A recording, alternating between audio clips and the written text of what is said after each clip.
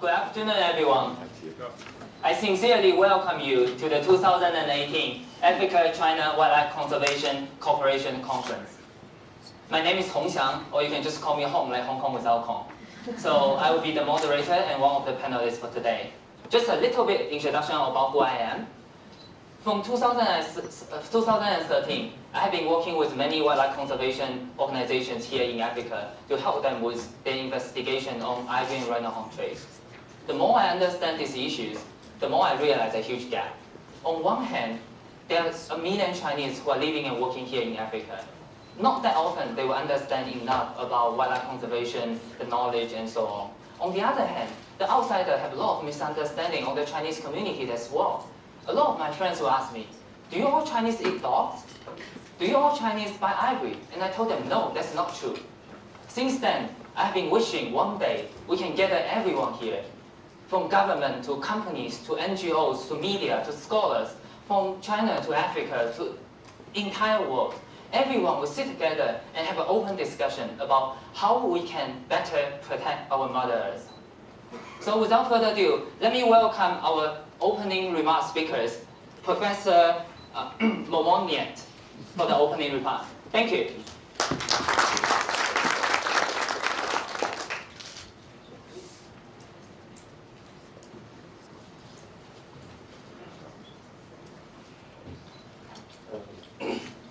Good afternoon, everyone. Thank you very much. Ladies and gentlemen, on His Excellency, Lin Songtian, the Ambassador Extraordinary and Plenipotentiary of the People's Republic of China to the Republic of South Africa, welcome to the University of Universtiy. It's a pleasure to welcome all of you to our Senate room, where we tend to have lots of robust debates at this university. Wildlife conservation is something that is something we in South Africa are very passionate about, but it's also something that's very interesting, dynamic, controversial, many different opinions about what should be done, what can be done, what must be done, and different views depending on whether you're from business, industry, wildlife, conservation, and it's very interesting to have all of you here because we're hoping that you'll enjoy this meeting, enjoy coming together of people from many different sides of the world. Part of, I see the events, is it's about communication. Journalism is about communication, building bridges. I'm a mathematician. A lot of what we do is solve problems, but then it's about communicating what the answers mean. Many times we asked by industry, wildlife, etc., to model populations of animals in game reserves, etc. We get answers, we give these answers to communities. What do they mean? So communication of these things is very important. So we hope that by the end of today, you'll come out with something that's very valuable and important, not just to those of us who understand English at a very high level, but to people on the ground, because we have 11 official languages in South Africa. And it's important that whatever comes out of here is communicated to everyone in South Africa, including sign language, by the way, because sign language is one of our official languages. So, once again, welcome everyone. Thank you for coming to Wits. Ambassador, thank you for choosing Wits as the venue for this. And we hope that you'll have a positive experience. So, thank you. Thank you, Professor Momoniet.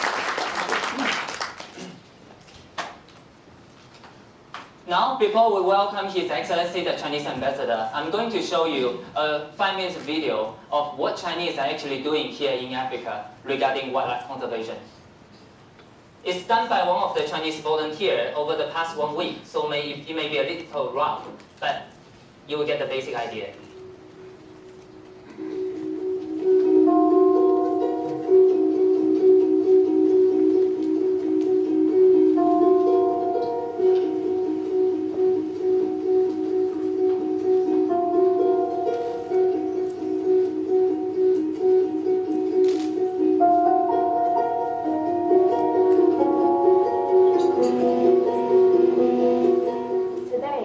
There may be over 1 million Chinese living and working in Africa. For a long time, they have been seen by many as villains exacerbating the illegal wildlife trade. However, this is not true, at least not true today.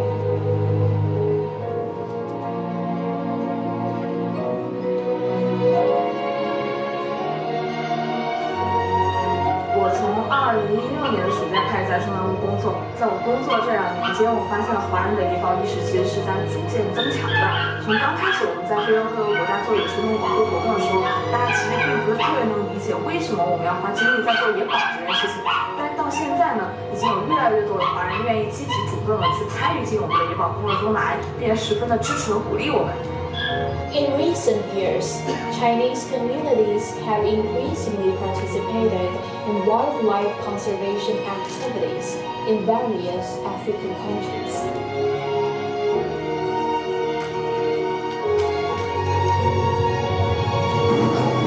I was very afraid, so he took the things to the car to show up.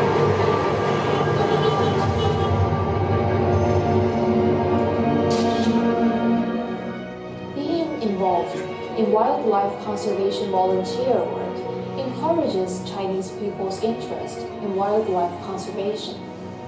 They hope they can do more to contribute to wildlife conservation.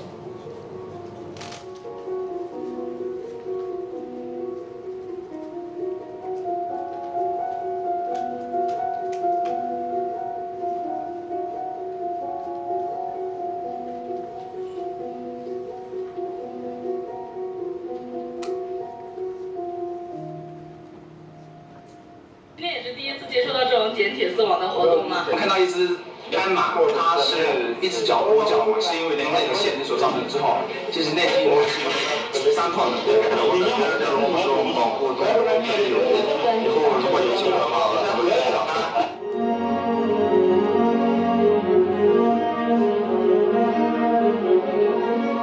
In 2018, given the BRICS Summit and Forum on China-Africa cooperation will convene again, and the Africa-China partnership is rising up to another level. Chinese all over Africa have decided to stand up and speak out their voices.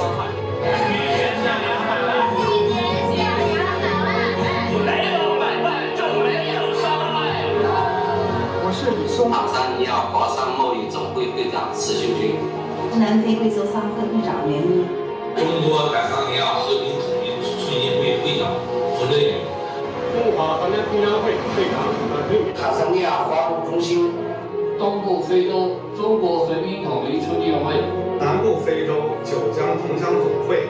我在约翰内斯堡。波斯瓦纳。布萨卡。莫桑比克。南非。我在津巴布韦。波斯瓦纳。纳米比亚。肯尼亚。波斯瓦纳。莫南。赞比亚。纳米比亚。希望中非合作中能够加强野生动植物保护，善待动物，和谐共存。New developments continue to progress. For the first time, a wildlife conservation petition is being collected throughout Chinese communities in Africa. For the first time, Chinese communities in Africa have come together and donated for pangolin, the most trafficked mammal in the world.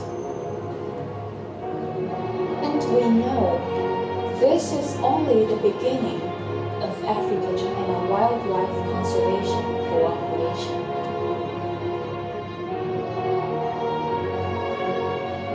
大家好，我是龚琳娜。圣师良子。梁明玉。我是辛巴。莹莹刘。野生动物面临严重的生存危机。地球生态急需我们一起保护。预祝中非野保论坛圆满成功。I sincerely hope you have a wonderful, successful, and productive conference. To the success of 2018 Africa-China Wildlife Conservation Cooperation Conference. Thank you for your support.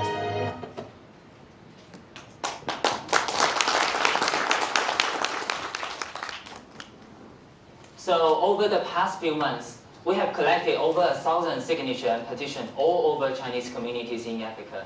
Because we know Chinese communities in Africa have suffered enough of the misunderstanding. We want to tell the world that we are part of the wildlife conservation solution as well. Without further ado, let me welcome His Excellency, the Lin Songtian Ambassador to South Africa, Chinese Ambassador to South Africa. Thank you.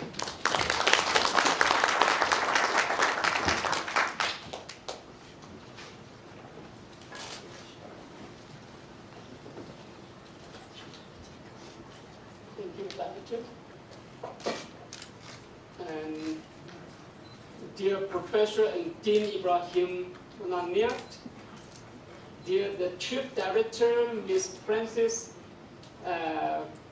Craigie from the Department of Environment Affairs, dear wildlife conservationists and researchers, members of the Chinese community, and representatives of the Chinese business in South Africa present here. Dear friends from the media, both from China and all the media present here, my colleagues from the embassy and the consulate general, good afternoon. Indeed, it's my great pleasure to join you at this great university for such a great event, the African-China Wildlife Conservation Conference. As you may know that I've been serving China-African relations for many years, and I have dedicated myself for a long time to this relationship and cooperation. And throughout my career, one thing that I hate the most, is when I heard or learned from the news that any Chinese was caught poaching or smuggling wildlife and its products. I hate it so much. Because those criminal acts greatly undermine the good image of the Chinese people and the Chinese government. Some of those negative news reporting are based on the individual, very individual cases. Thus allow the film show us more and more Chinese, both in China or in the world, stand up to fight for the survival for the unity of harmonious coexistence of human and the nature. I'm proud to say those are the young generation from China. And of course, sometimes some news also, some news with something is have the bad idea, intention to smear China. I don't have to say it so more, but in my views, most of the things what confront us is the lack of communication and understanding of our policy, our law and regulation, and law enforcement in China, and the effort made by the Chinese government in these areas, especially in the wildlife protection. Today I wish to use this opportunity to share with you our strong commitment and major effort has made and will be made by China in the wildlife conservation. As you know, in March this year, during the Chinese Spring Festival, the Chinese Embassy, we hosted a celebrating event in Joburg, which featured the theme of wildlife conservation. During the two-day event, we have successfully organized the charity sale and auction, which has received strong support from the Chinese community and Chinese business in South Africa. Tens of thousands of members of the public actively participated in that event, and I'm very proud that from that event we collected 200,000 rand in cash, which was donated to Kruger National Park completely to support the effort in capacity building, just to show our commitment to work together with you. We are very happy to see that in just over 3 months, Chinese group and civil organizations once again take up such an initiative to focus on the wildlife conservation. I'm very proud of, just now I met one Chinese young man, this man. He showed me the car, I know nothing about him, but he is in a rush from the Secretary General of the Association, just from Beijing this morning, to rush here to join us, to show us our common commitment. I'm happy to see that. So this event co-organized by African China Reporting Project at WINIS. We have one project, African China Reporting Project at Wits University, in partnership with many Chinese civil groups and organizations, offer a great opportunity to communicate China's wildlife conservation policy and measure to South African and African people. It is extremely helpful in showcasing the achievement in China-South African and China-African cooperation in wildlife protection. And we strongly believe that this conference will help mobilize and encourage more and more from people from China and South Africa and from the world as well to care about and support this great cause of the wildlife protection and conservation. Therefore, I wish to express my heartfelt appreciation and respect to Mr. Huang Hongxiang. He's a smart guy. He is also the founder of China House, one of the organizers of this conference. He's a very promising young man from Guangdong, and who is under just 30 years old. He's already very well known and respected guy across China and around the world. He was a student graduated from Fudan University, one of the most famous university in China, and Columbia University in the United States. So Mr. Huang, he had the choice of the well-paid job and comfortable life in the United States. But he chose to come to Africa and commit himself to this great cause of the wildlife conservation. He risked himself, his life, doing undercover for the documentary. He showed to the world through his real action that there are more and more Chinese people who are fighting for the elephant. In China, we have many more other peoples who are like Mr. Huang, such as the famous basketball player Yao Ming, the tallest guy in China. Everybody knows. He is the spokesman for the elephant protection. Everybody knows. He's pictured now all over the country, wherever we travel. He had a big picture there to show us to protect the elephant. And many other ordinary people, they have committed themselves to the wildlife conservation, and their passion and dedication have inspired, and will continue to inspire more and more Chinese people for the wildlife conservation. And this is also why I'm here today to express my strong support and high respect to the organizer and participants of this event. So ladies and gentlemen, as you know that China will strongly believe in unity of the universe and human. The essence of this idea is to view the nature of and mankind as a harmonious union, emphasizing harmonious coexistence between the two. So respecting the nature and cherishing life is the consistent idea and aspiration of the Chinese nature. I like to respect. Respecting the nature and cherishing life is the consistent idea and aspiration of the Chinese culture. The Chinese President Xi Jinping, His Excellency, instructed us that sound ecological environment is the most equal public goods and offer the most universal public welfare. He also stressed that man and nature form a community of life. Man and nature form a community of life. We must respect the nature, follow the laws of the nature, protect the nature. So upholding harmonious ecosystem between the man and nature has become an important part of China's effort in upholding and developing socialism with Chinese characteristics in the new era.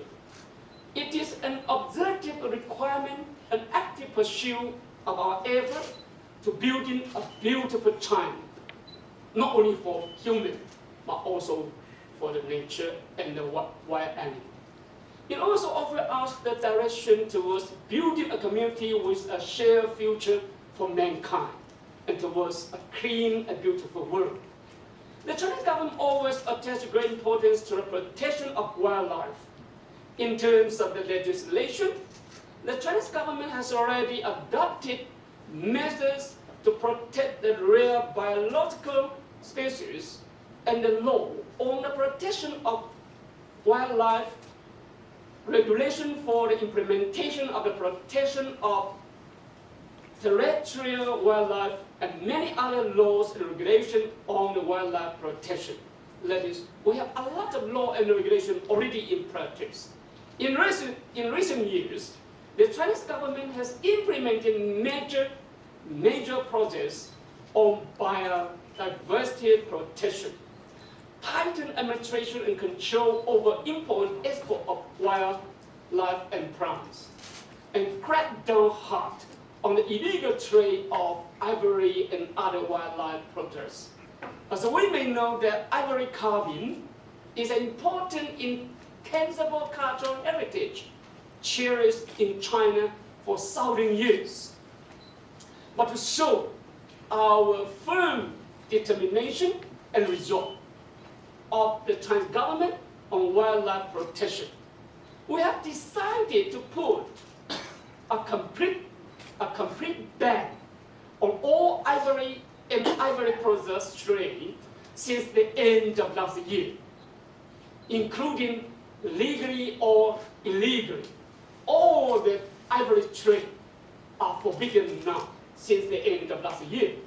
So this decision led to shutting down all the processing or the ivory processing site. The manufacture, the processing project, they were shut down already. And all the businesses for the edible products must be shut down too. The Chinese citizens and the companies, wherever they are strictly forbidden or banned from ivory trade or elephant poaching. All Chinese citizens are strictly prohibited from smuggling ivory and ivory products. If any Chinese government civil servant, whoever they are, if they are the government civil servant is found involved, he or she will be punished by law and will be fired, expelled from the office immediately. It is fair to say that today the Chinese government has adopted the toughest stand in the world of zero tolerance on the wildlife protection. No exception will be made against the criminal. No one will be allowed to buy his way out of the prison sentence. Wildlife protection is a common cause for the whole human being. As a contracting party to the Convention on International Trade in Endangered Species of Wild Fauna and Flora, the CITES.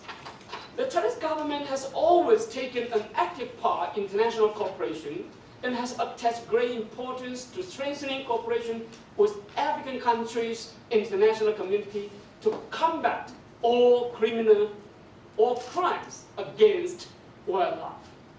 From 2013 to 2015, the Chinese government had joined the forces with South Africa, the United States, Interpol, and other countries and organizations to carry out 3 anti-smuggling endangered species activities, the code name called the Cooperation Combat, effectively curbing criminal activities such as smuggling ivory and receiving high praise from the CITES Secretary General.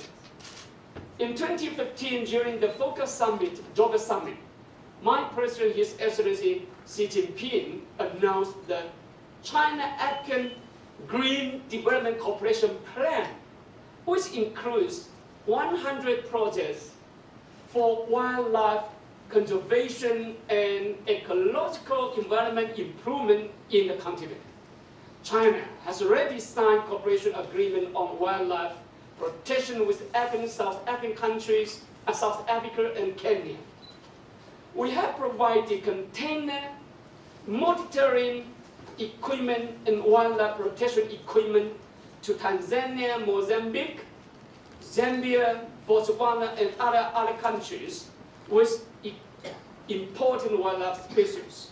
China has also actively carried out training programs to support African countries to improve the law enforcement and capacity building on wildlife conservation. Earlier this year, China and UK have jointly conducted a training program in Dover on wildlife protection law enforcement.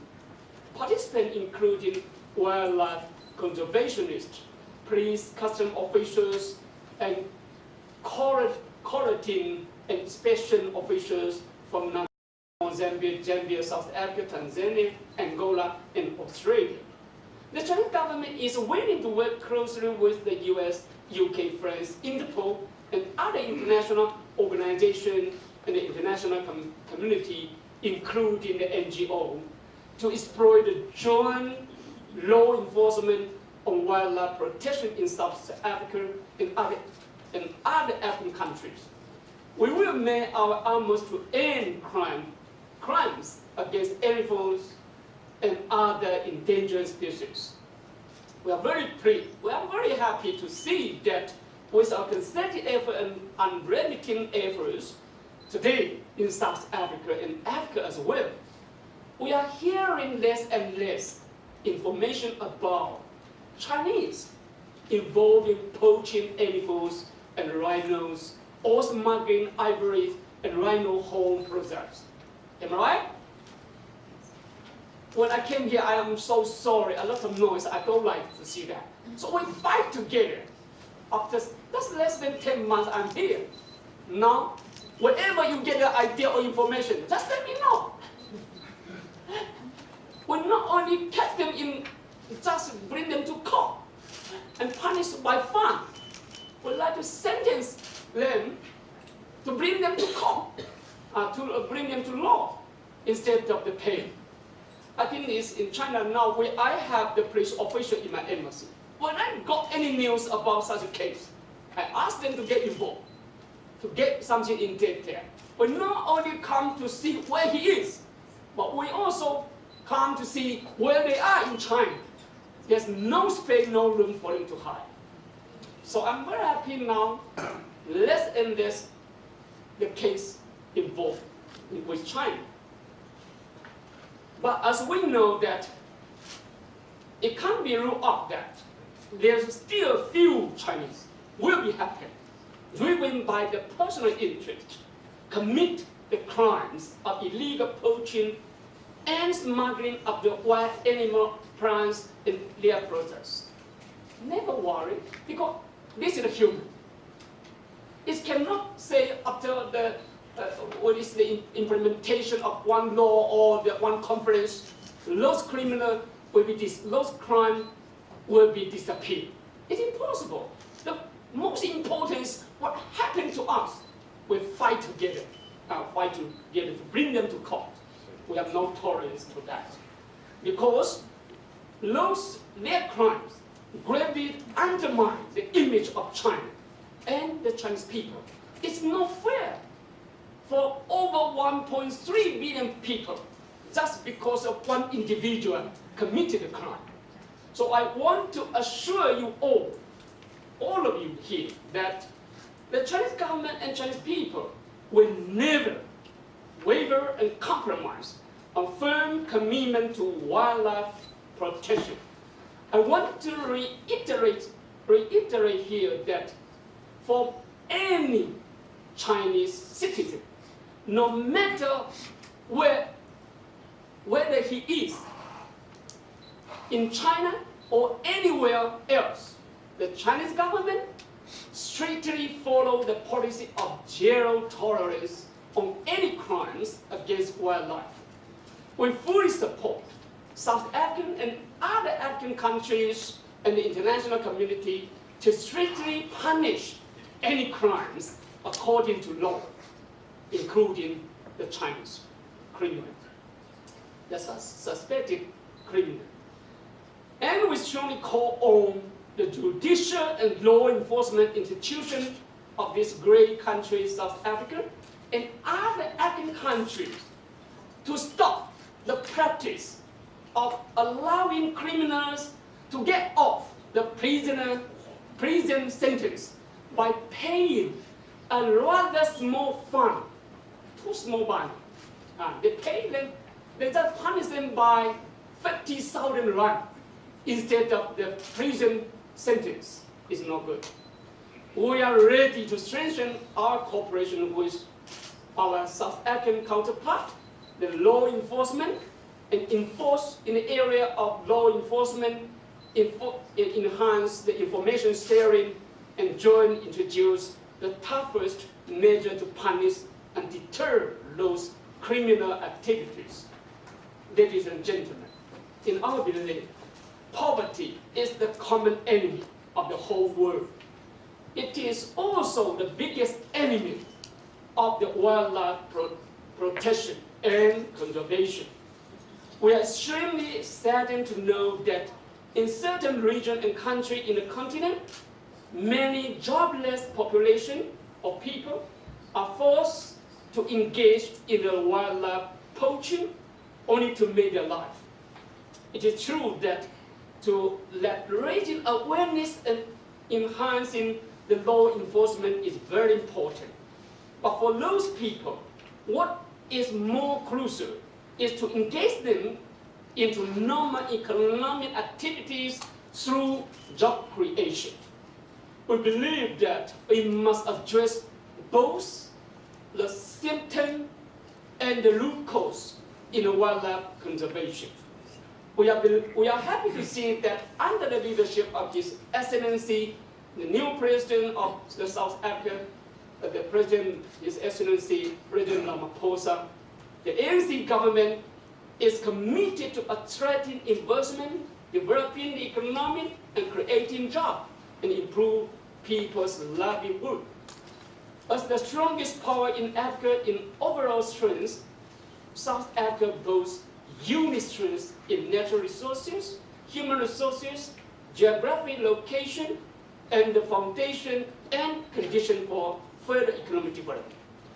We are confident, we are convinced that under such a strong leadership of President Ramaphosa, South Africa will embrace new historical opportunity in economic and social transformation and development.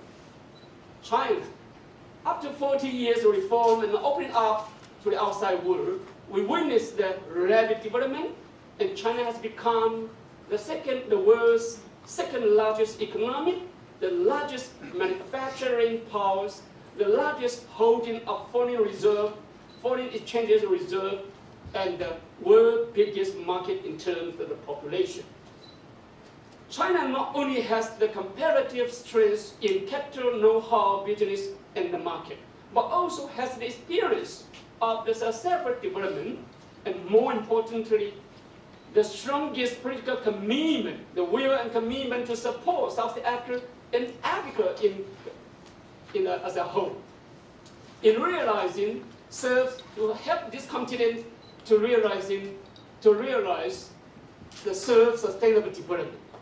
China has for many years remained South Africa's and Africa's largest trading partner, major investor and source of tourists, and China has become the major investor and source of tourists.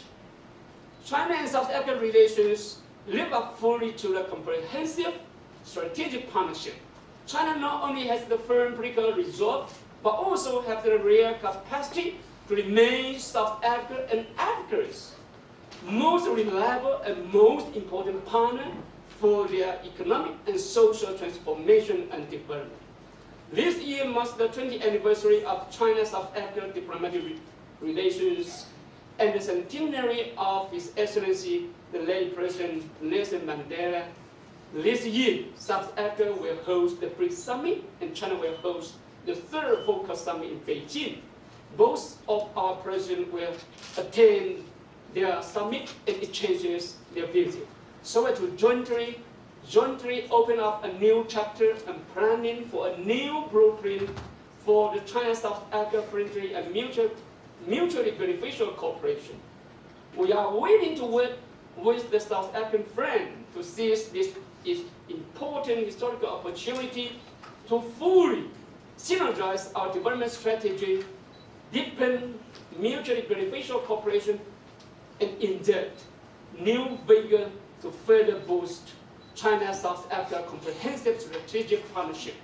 We are fully confident that working together, we can bring more benefit to our peoples, to the peoples of China and South Africa, and Africa as well, and make new and greater contribution to the cause of the wildlife protection and conservation.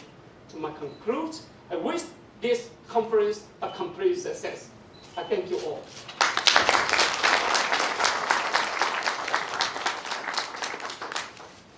Thank you, Ambassador Lin, for the excellent speech.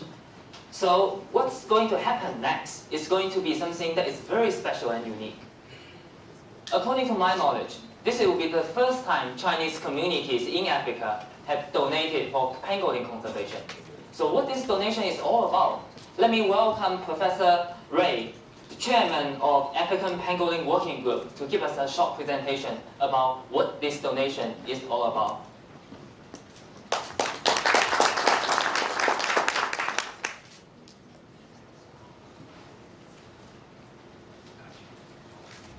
Thank you, Hong, Your Excellency, ladies and gentlemen. You only gave me 5 minutes, but 5 minutes is better than nothing. Thank you, Hong. I'm the chairman of a non-profit organization, and we are committed to the conservation of Africa's pangolins and their habitat, and to reverse the decline in these very special little mammals, because that's what they are.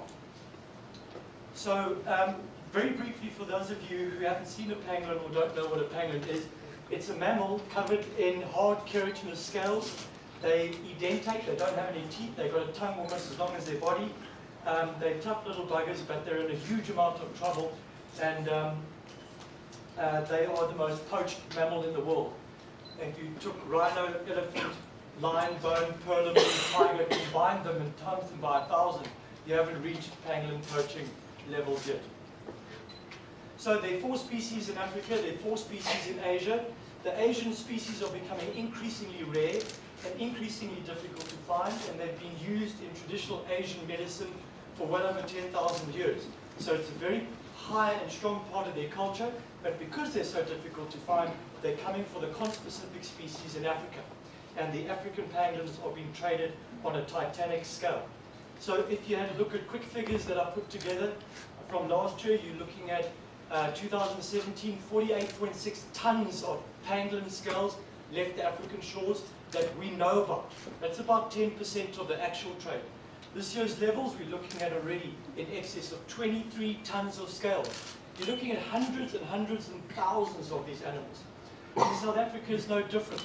In the last 12 months, we've intercepted 32 pangolins. We've got 40 court cases on the roll at the moment, and we've had multiple arrests, almost now on a weekly basis. And we had a release of a pangolin yesterday that we've had under our care for 3 weeks, and it costs us about 25,000 Rand to treat every single animal that we rescue from the trade. So what does this donation mean to us? When we get a pangolin from the legal wildlife trade, a large number of them don't make it, but they come into our hospital, they're under our care, they're under our rehabilitation, and only once we feel, and our specialists that we work with us feel that they are suitably strong and healthy, then they are released. And the only way to rehabilitate a pangolin is to spend 6 to 7 hours a day walking with it, because they only feed on ants and termites.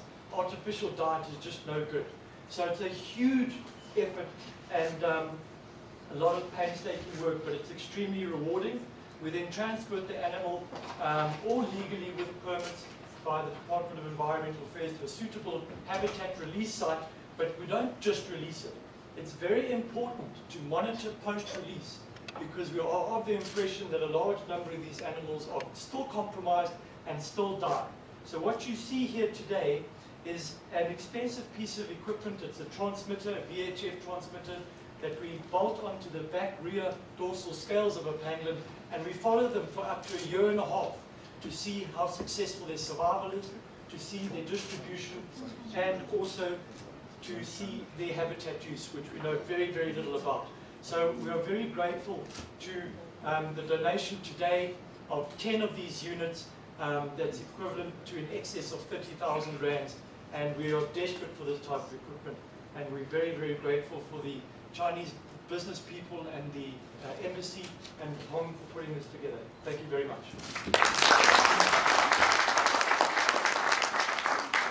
Thank you, Professor Ray. So now I'm going to welcome the representative of Chinese donors to come here and give us a brief talk to explain why they are doing this donation. The first one I would like to invite is Mr. Wu Shaokang, Chairman of Southern Africa, Canton, Hong Kong, and Macau Commercial Liaison Association. Welcome, Mr. Wu.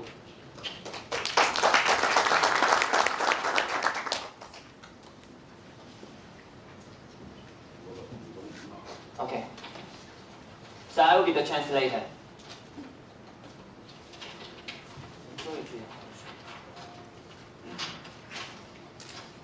尊敬的林松天大使、新山大学的领导、各位野保组织的负责人、各位女士们、先生们，大家好。Honorable Ambassador Lin, honorable guests, ladies and gentlemen. 我叫吴少康，是一个来自南威20几年的，等于也是新侨啊，也是南威粤港澳商会会长。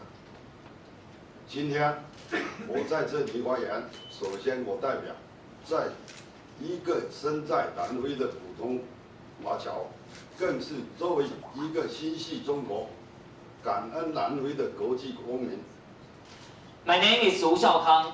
I have lived in South Africa for more than 20 years and is currently the head of Southern Africa, Canton, Hong Kong, and Macau Commercial Liaison Association. Standing here today, I represent a Chinese South African, as well as an international citizen with my roots in China, but a grateful heart to South Africa. 我出生在福建，是中国南方一个美丽的省份，那是风景秀美秀丽，人文淳朴，是历史上海上丝绸之路郑和下西洋的起点，也是中国人最早走出国门的地方。福建背靠座山，面朝坐海，自然资源非常丰富，也是中国植被覆盖率最高的省份，拥有美丽的海岸线，成为很多旅游向往的旅游目的地。I was born in the beautiful Fujian province, situated in South China. Fujian has spectacular landscape, honest people, and has a rich history, being the start of the Asian maritime Silk Road. It is also the place where the great explorer Zheng He started his westbound journey hundreds of years ago, and the first place where our Asian ancestors left China. As the province with the highest coverage of vegetation in China, Fujian has rich natural resources stemming from the mountains, ranges, and vast coastlines. 这些如今看来巨大的优势，在古代却成为限制了福建人的生活水准提高的因素。大家知道，中国是一个古代的农业国家，农业是国家的经济支柱。但福建地势起伏，舟山的地理特征并不适合大规模的农业的发展，加上地处中国最南部的地区，古代时农业基础基础设施落后，因此吃饱饭对那时候福建来说，并不是一个容易的事情。同样的情况也发生在福建邻近的广东、广西等省份。What we see as advantages now has actually hindered development throughout history. As you may know, China is a large agricultural nation, with agriculture being one of the foundation industries. However, Fujian's mountainous landscape do not allow for large-scale farming. Additionally, its geographical position has limited the development of agricultural technology and infrastructures. Thus, the province was often under poverty in ancient times. Similar situation also applied to neighboring Guangdong, Guangxi provinces. 中国有句古话，叫“靠山吃山，靠水吃水”。先人们为了取得足够的食物，就会想方设法，通过打鱼的方式，通过植物种植农作物之外的方式满足吃的需要，久而久就吃野味、吃海鲜就成为当地文化的一部分，以至于到后来食物充足之后，一些人依然会依领去尝一尝野味。所以说，这个问题是有历史的原因。There is an ancient idiom in China. The mountain dweller lives off the mountain. The shore dwellers live off the sea. It means the people would make best use of local resources. Our ancestors would hunt and fish in order to compensate for the lack of food production from agriculture. As time passed, eating wild game, meat, and seafood became a part of the culture. Due to this history, people nowadays will still occasionally eat wild animals, even when there's plentiful food. 现代社会面对日渐演进的自然环境，人类开始意识到保护野生动物、植物的重要性。不得不承认的是，中国在这方面起步比较晚，但进步非常快。中国人面对的保护环境的和野生动物、动植物的紧迫性，不比任何国家低。中国是我的祖国，我和我绝大部分的同胞不会愿意去伤害任何一个在中国土地上生存的动植物。南非是我们第二个故乡，和南非的华人们一样，我们对南非的感情是容易学、容易熏的。我们对待南非的动植物也像家人一样的珍惜爱护。In modern society, where the natural environment is being depleted, people have started recognizing the significance of protecting wildlife and natural vegetation. We can admit that China has had a slow start in conservation efforts, but its environmental conscience has since grown at an incredible rate. The challenges faced by the Chinese people to protect the environment is just as much as any other country in the world. As the Chinese people, the majority of us do not wish to harm any wildlife from our home country. Similarly, South Africa is our second home. We treat the wildlife here exactly as how we treat the wildlife back in China. 我很高兴看到中国人，特别是年轻人，正在成为全球野保战役的中坚力量。可以更改一下。这一次在南非召开的国务界的人士能够通过这次论坛坐在一起，商讨中非野保问题的未来解决之路，取得圆满成功。谢谢各位。I'm happy to see that China is becoming an important part of the solution regarding global wildlife conservation. The China-African Wildlife Conservation Cooperation Forum is a proof of that. It is in my sincerest hope that the forum is a success and that conservation entities present here today can become a part of the solution regarding the challenges faced by conservation. Thank you. Thank you, Mr. Wu. And then I would like to welcome another representative of our donors, Sierra Lee, representing China Construction Bank, Johannesburg branch, and also Sasita. Welcome, Sierra.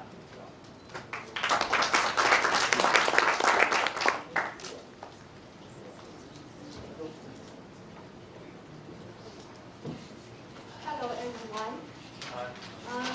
Firstly, I would like to thank the Chinese ambassador Lin Songtian for his active involvement in China-Africa Wildlife Conservation Program. Previously, he has stressed many times that the Chinese government and the Chinese corporations in South Africa will provide firm support against the illegal wildlife trade. Wildlife conservation is highly valued in South Africa. We would love to raise more public awareness and gather more support to such initiatives. In CCB Johannesburg branch, I'm going to show you with the below photos to show we have been always very passionate about wildlife conservation. We have participated in a number of wildlife protection events. In 2014, the staff of the CCB and the RMB together raised funds for rhino saving program. 2016, you can see these photos from our IT department and our secretary of this branch.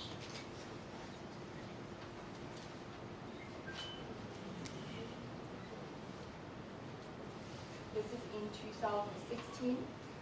In 2016, the CCB, HSI, China House, RMB signed a commitment toward the protection against the legal trade of rhino horns and elephant tusks. This is a staff member signing a commitment from CCB and also RMB. And we can see a lot of familiar faces here.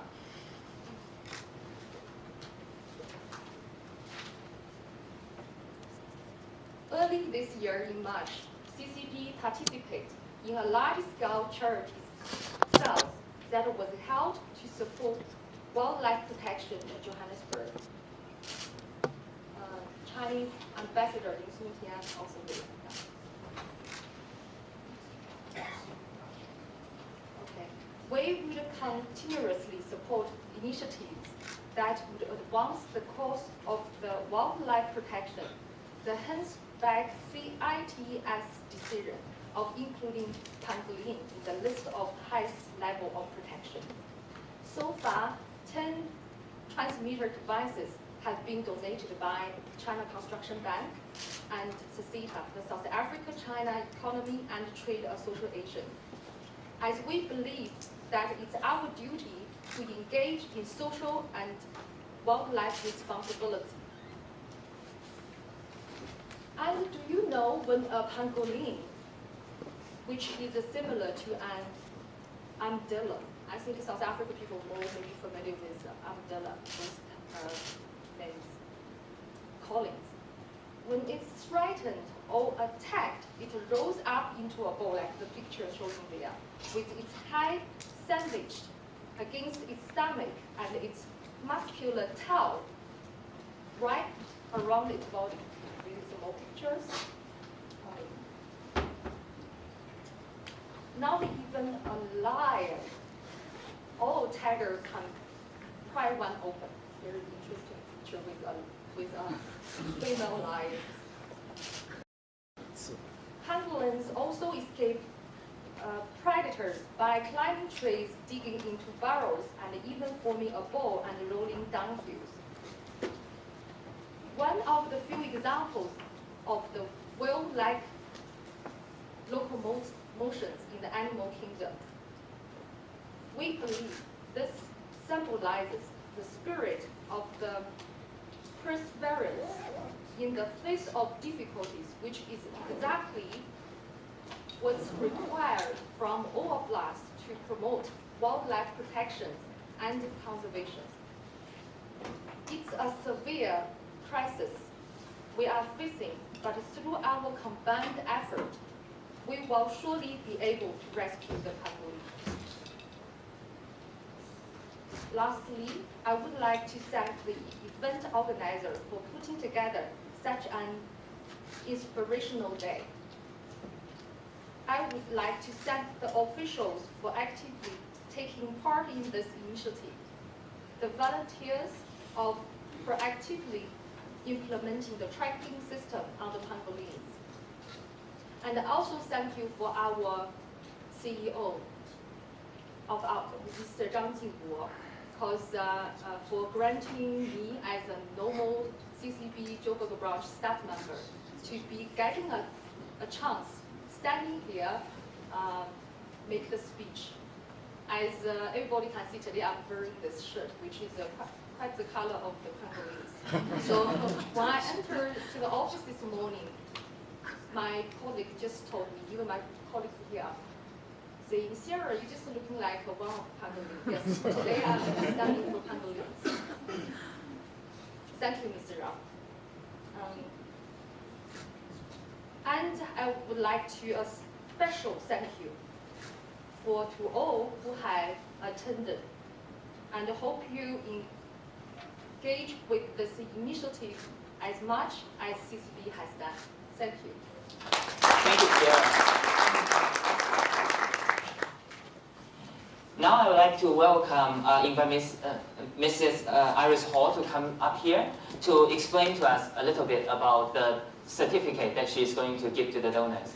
Welcome, Iris. Iris Hall is the project manager of Humane Society International.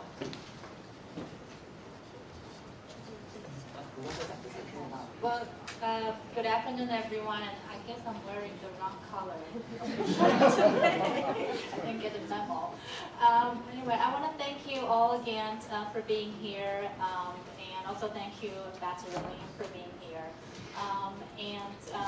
As Ambassador Lin mentioned earlier, China has made contributions to anti-poaching projects all over Africa, and also has led and participated in international wildlife enforcement operations for the last few years.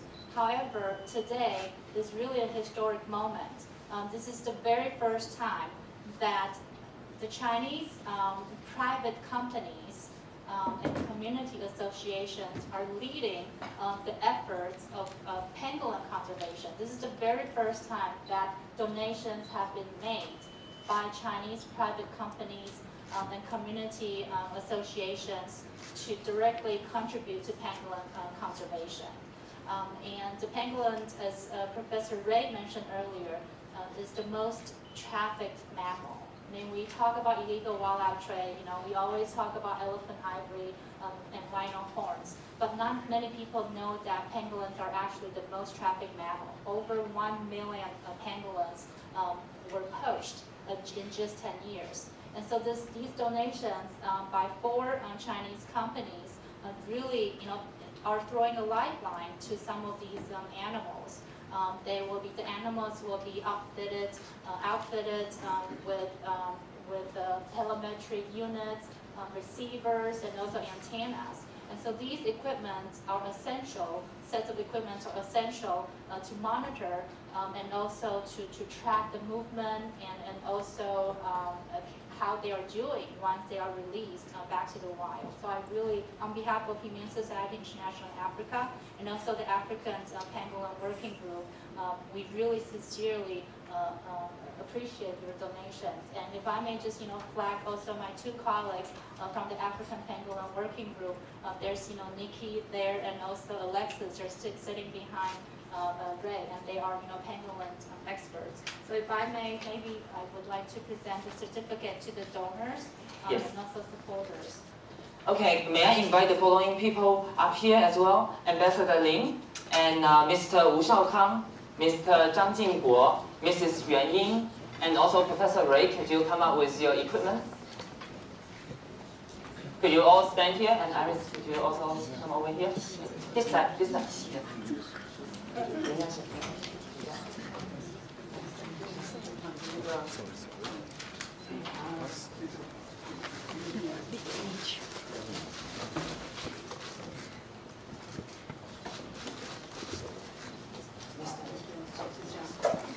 Together, can we stay a little bit so we have together? And Mr. Zhang Jingguo, can you also join Mrs. Yuan Ying, all the donors?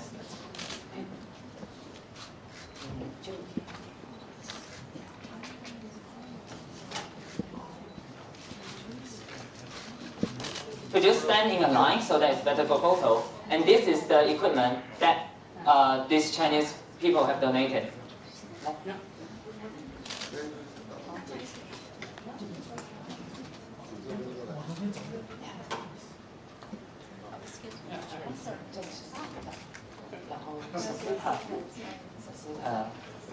There's no facility.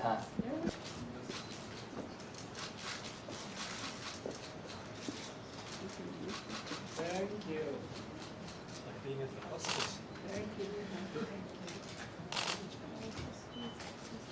Okay, is everyone ready? Okay, thank you everyone. Thank you for this great donation. Thank you, sir. Lovely to meet you. So, the end of our donation ceremony is going to be ending with a pledge that many Chinese people in Africa have signed up, and actually much more than the Chinese.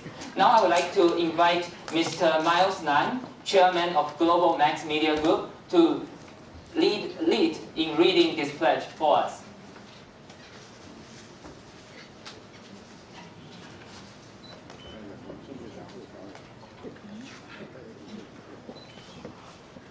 The letter of initiative.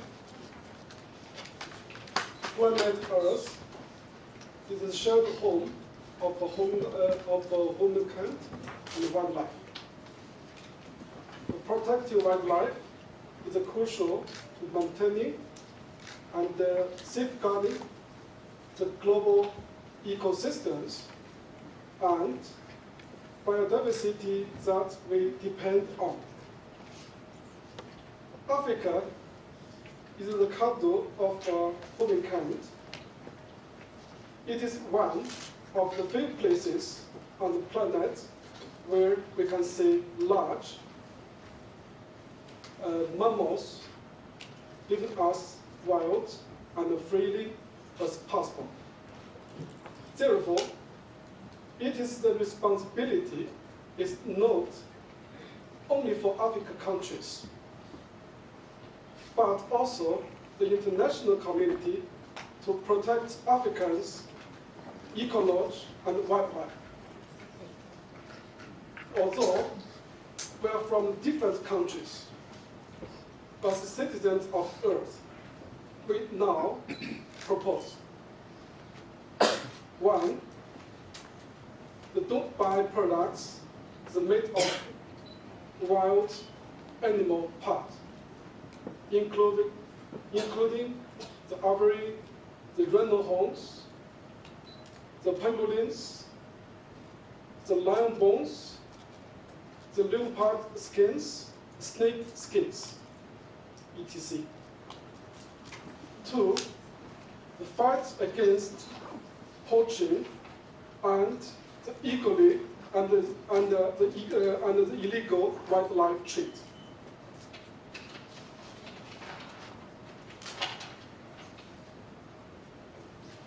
Let us join hands to protect Africa's wildlife and ecosystems, include the forests, the samples, the industrial lands, the mountains, the rivers, the lakes, desert, and oceans.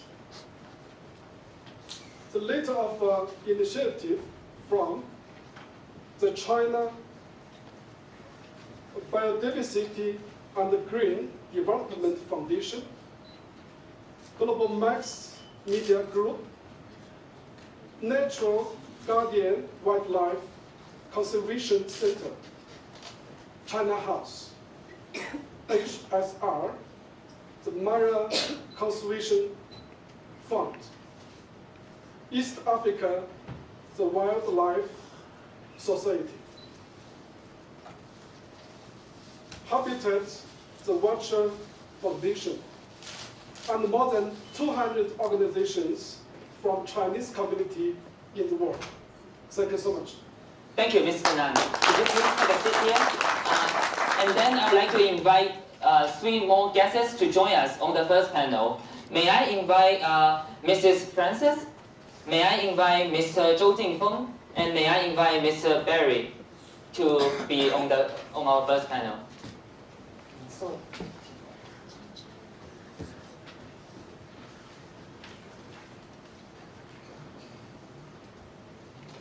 Our first speech will be given by Mrs. Francis, Chief Director of Enforcement Department of Environmental Affairs. Essentially, she's the one to catch people.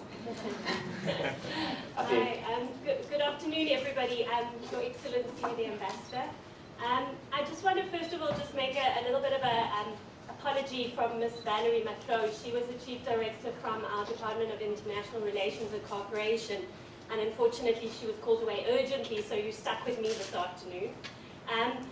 But I think as one of the largest mega biodiverse countries, South Africa is also one of the countries most affected by illegal wildlife trade. For those of you who live here, you will know that we have a lot of strategies and approaches to deal with this issue. And we therefore support bilateral and multilateral collaboration. We have an MOU specifically with China around conservation and environmental issues. And in that context, we obviously also look at sustainable management, conservation, and utilization of our indigenous biological resources to improve what we say is local livelihoods. One of the most important outcomes of the Conference of Parties that was mentioned earlier of CITES, which happened here in Johannesburg in 2016, was the collective undertaking by parties to work together to promote and support a legal, well-regulated international trade in wildlife products, but at the same time to do everything that we can to combat poaching and illegal wildlife trade. South Africa has been achieving increasing successes in our domestic fight against illegal wildlife trade. You will know that unfortunately the number of rhinos being poached in South Africa are still unacceptably high. In 2017 it was 1,028, and then the year prior to that it was 1,054. But we have very specific strategies in place to deal with it, very much integrated approach with our police structures, our Justice Department, and then also looking at other issues which are not enforcement related in order to deal with the issues that we have domestically.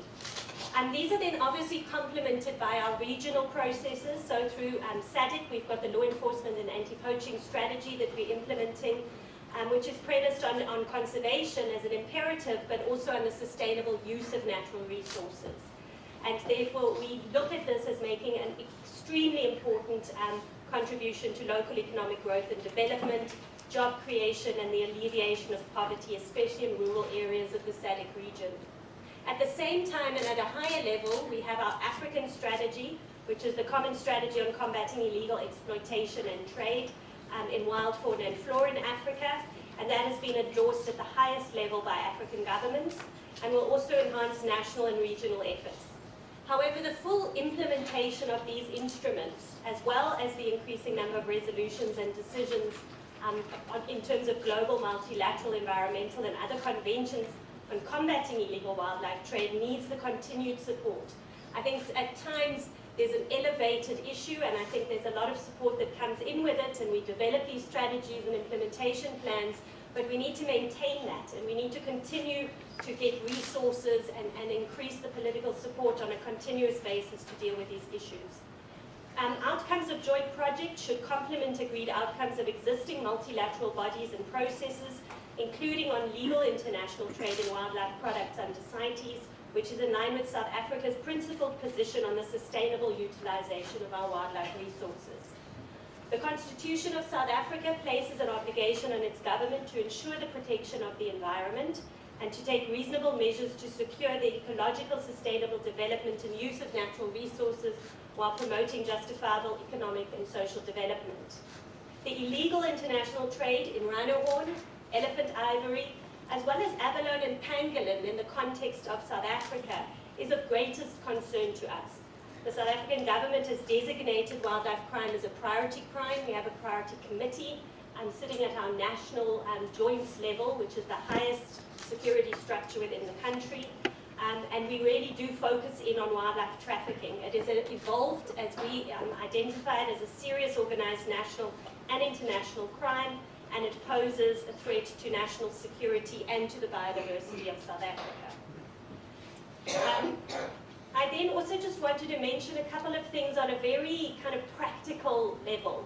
And I think a key component to the effective enforcement approach that we have in South Africa is around obtaining DNA samples of confiscated illegal wildlife products, particularly rhino horn. Many of you who would be familiar with it know that we've actually individualized the DNA that we can get from rhinos. So we have individual DNA for every single rhino within South Africa. So when there's a poaching event, we can track that rhino if, for example, it transits and it ends up in another country, and from that seizure we can take that DNA and we can trace it back to that exact rhino and where it was poached. So obtaining DNA samples of confiscated specimens according to the correct procedures provides a vital link to individual poached animals in South Africa, and thus a crucial contribution to the successful identification of trafficking routes, identification of suspects, and successful national law enforcement, including successful prosecutions. The South African government has consequently proposed closer collaboration with relevant authorities in key transit and consumer countries, including the People's Republic of China, responsible for combating illegal wildlife trade, and also in processing confiscated rhino horn and specimens thereof to be trained in using the animal DNA sampling kits that have been developed by the South African Police Service in order for the DNA samples to be properly conveyed back to South Africa according to the correct chain of custody processes for analysis so that we can actually track where those rhino horns came from. This initiative will also assist countries in further implementing the relevant resolutions and provisions under the Convention on International Trade in Endangered Species of Wild Fauna and Flora. So I'm very encouraged by this type of event and the opportunity for a dialogue on these important issues. I welcome much closer collaboration. I think I was very encouraged to hear that you also support much closer collaboration in terms of enforcement issues, because that is obviously where I come from. And I think that due to the fact that this is a global threat, no single country can deal with these issues, and therefore we have to work together and tackle this together. So with those short words, thank you very much. Thank you, Mrs. Franklin. The next speaker would like to welcome Mr. Zhou Jingfeng, Chief Secretary of the China Biodiversity, Conservation and Green Development Foundation. He just flies all the way from China to here to attend this event, and then he's leaving tomorrow. 大使先生, ladies and gentlemen, I arrived this morning and we are leaving for China tomorrow. But I already feel it's very much worthwhile of the visit. And first, I have a talk with the director of pangolin working group, and we are going to have a memo signed very soon. And we need a lot of help from them. The reason is, recently in China, almost every month we have confiscated pangolins' life. And some of them from South Asia, but some of them from Africa. And we want to send them those live pangolins back to Africa, to their home. And we want to help them to rescue them. But for till today, it's really hard for most of the Chinese rescue center. The pangolins are died within very short period of time because most of them are from outside, not China. And thus, I show some pictures of those confiscated. Some are dead, some are alive. Some scales, some are dead. We call 2080 is year of counting pangolins. Why? Because pangolins, the confiscated pangolins, where are they going? And it's a major issue, we think. So we want to get all those numbers from the customer, from the university, from medical companies, from wherever they are staying. We want to know where are they going. And just the lesson, and I hope we can also build sign an MOU. We want, that is what something in my mind, in our mind. We are trying to do DNA gene analysis to trace back where are they from, and we want to do that part of the job. Since I'm here, and we know who we can send those information to start at the very beginning. That is also very important. That is, yesterday we have a workshop discuss about pangolin protection and the information and the counting issues. We want, for the time being, in the past, most of the pangolins confiscated has no records. We filed litigation against those administrative organizations, and we want to find out. But the good thing is that in China we have new wildlife protection law, and we have new implementing procedures from SFA, and now we have the framework, the legal framework to trace down all details to make the work move ahead, to change the existing case. That's the only way to protect pangolins. That is some data, and we are working on. Not only to go to work with government and organizations, we also go to schools, elementary school, and motivate, advocate the protection. We want to change the tradition of eating of the Chinese medicine. We also are trying to make pangolin scale out of the Chinese medicine book. And I also talked in many gatherings, and in the traditional Chinese medicine book is Chinese medicine. But now, in the confiscated, in the market, are not Chinese medicine. A long-tail pangolin, a Malay pangolin, for example, mushroom, different mushroom. Some are good, some are bad. So I tell them, the new pangolins cannot be get into Chinese medicine. So that's another approach.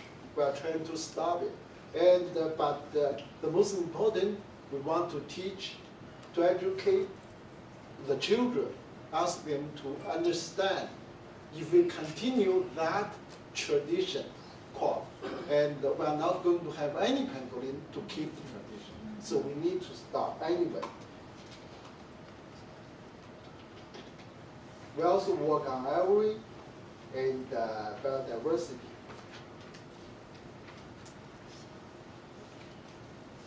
Rosewood. We also care a lot about rosewood.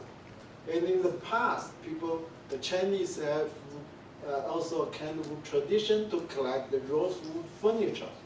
And now we notice that more and more rosewood raw material are coming from Africa. So we call for stop collecting rosewood furniture. That's some company advertise the business in Africa, and we also call for start. It's a big event. In that event, we call no more rosewater collection. Although it's not illegal, but from an organizational working area, we want everything. This is also a part of the conservation. And I'll tell a little bit about our organization since this is my first time here. That's Jane Goodall. Dr. Jane Goodall is quite a fan of Africa. She visited our office, Beijing, and asked us to come to Africa to work together to make it a better. He wrote to me, let's work together to make it a better world for all lives. We come from Biodiversity. British Duke returned the Biodiversity in 18th, and to celebrate, to implement that, we set up the foundation. We was called the Biodiversity Foundation. That's some of our working area. We organize we have thousands of volunteers all over China to stop all anti-poaching, anti-posing for military wildlife species in China. We want to share those experience and knowledge in Africa as well.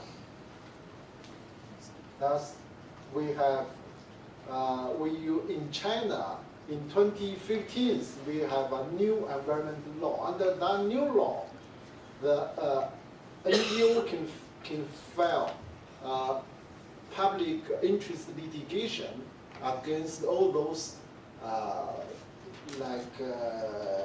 illegal poaching, pollution, that is a very important tool, a new step, a breakthrough of government. For example, we filed a case, EPIR, against the hydraulic company to stop. We stopped the project because with that project that will destroy a habitat of a plant called Aether pendophylla.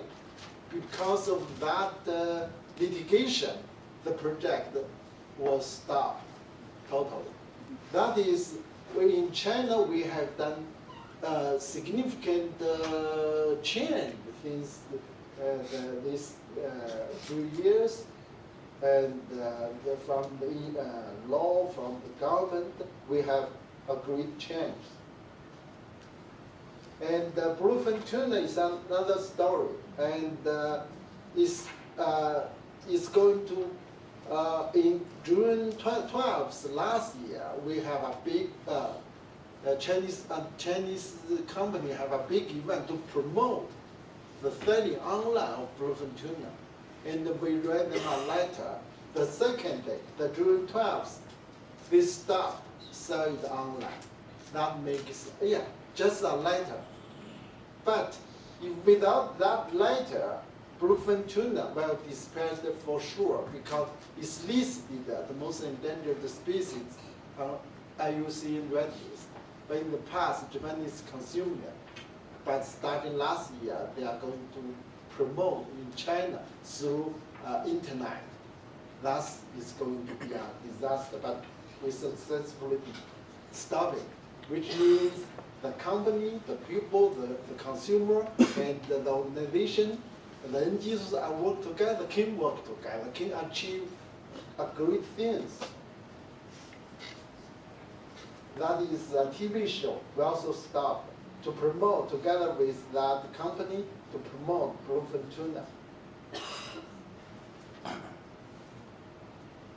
And now we also call for stop, reduce plastic, and to pick up plastic from the universities.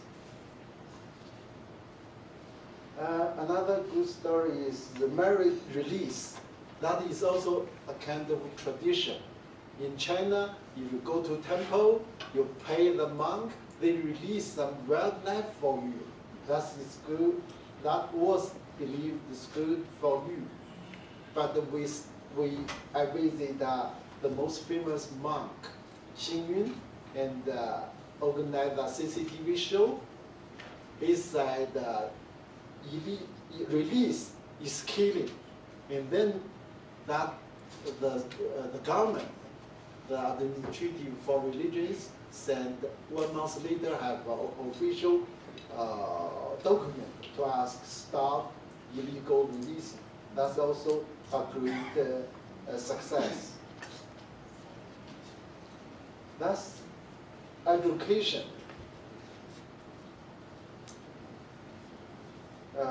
Illegal fishing, we stop illegal fishing together with, mostly with volunteers. We find that because of the new era of China, and a young dolphin, a Beiji dolphin, was extinct 2007, but now this year we found it, and they're back. That's a great news. That month, IUCN are going to announce again the extinction of the Beiji dolphin, but with our picture, they stopped the announcement in this May. That's a great success. We together with our volunteers. We work with the railways, all those international organizations. And now I'm here, I have new friends, I have new groups, people, we can learn and team up. That is, we work with CBD. We work with FAO and CMS, FBS, IUCN, TAXCAT. I visit UK, and I visit Prince Phillips, and ask his advice together. That's Mr. Maurice Strong, the former Deputy Secretary General of UN, and also the founder chief of UN Environment. That's King, now UN High.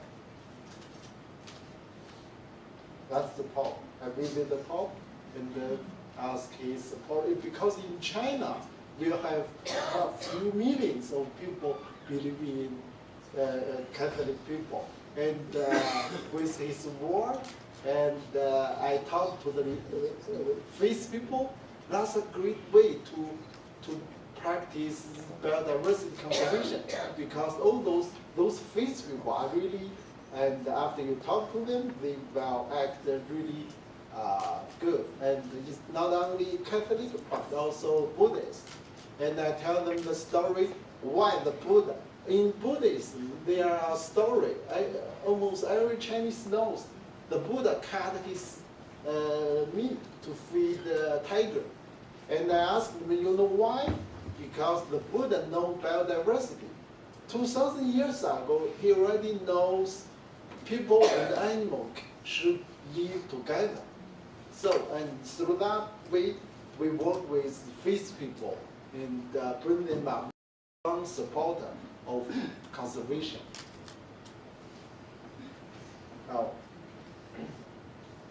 And our President Xi Jinping is a great supporter of wildlife conservation, and he also called for common destiny of all humankind.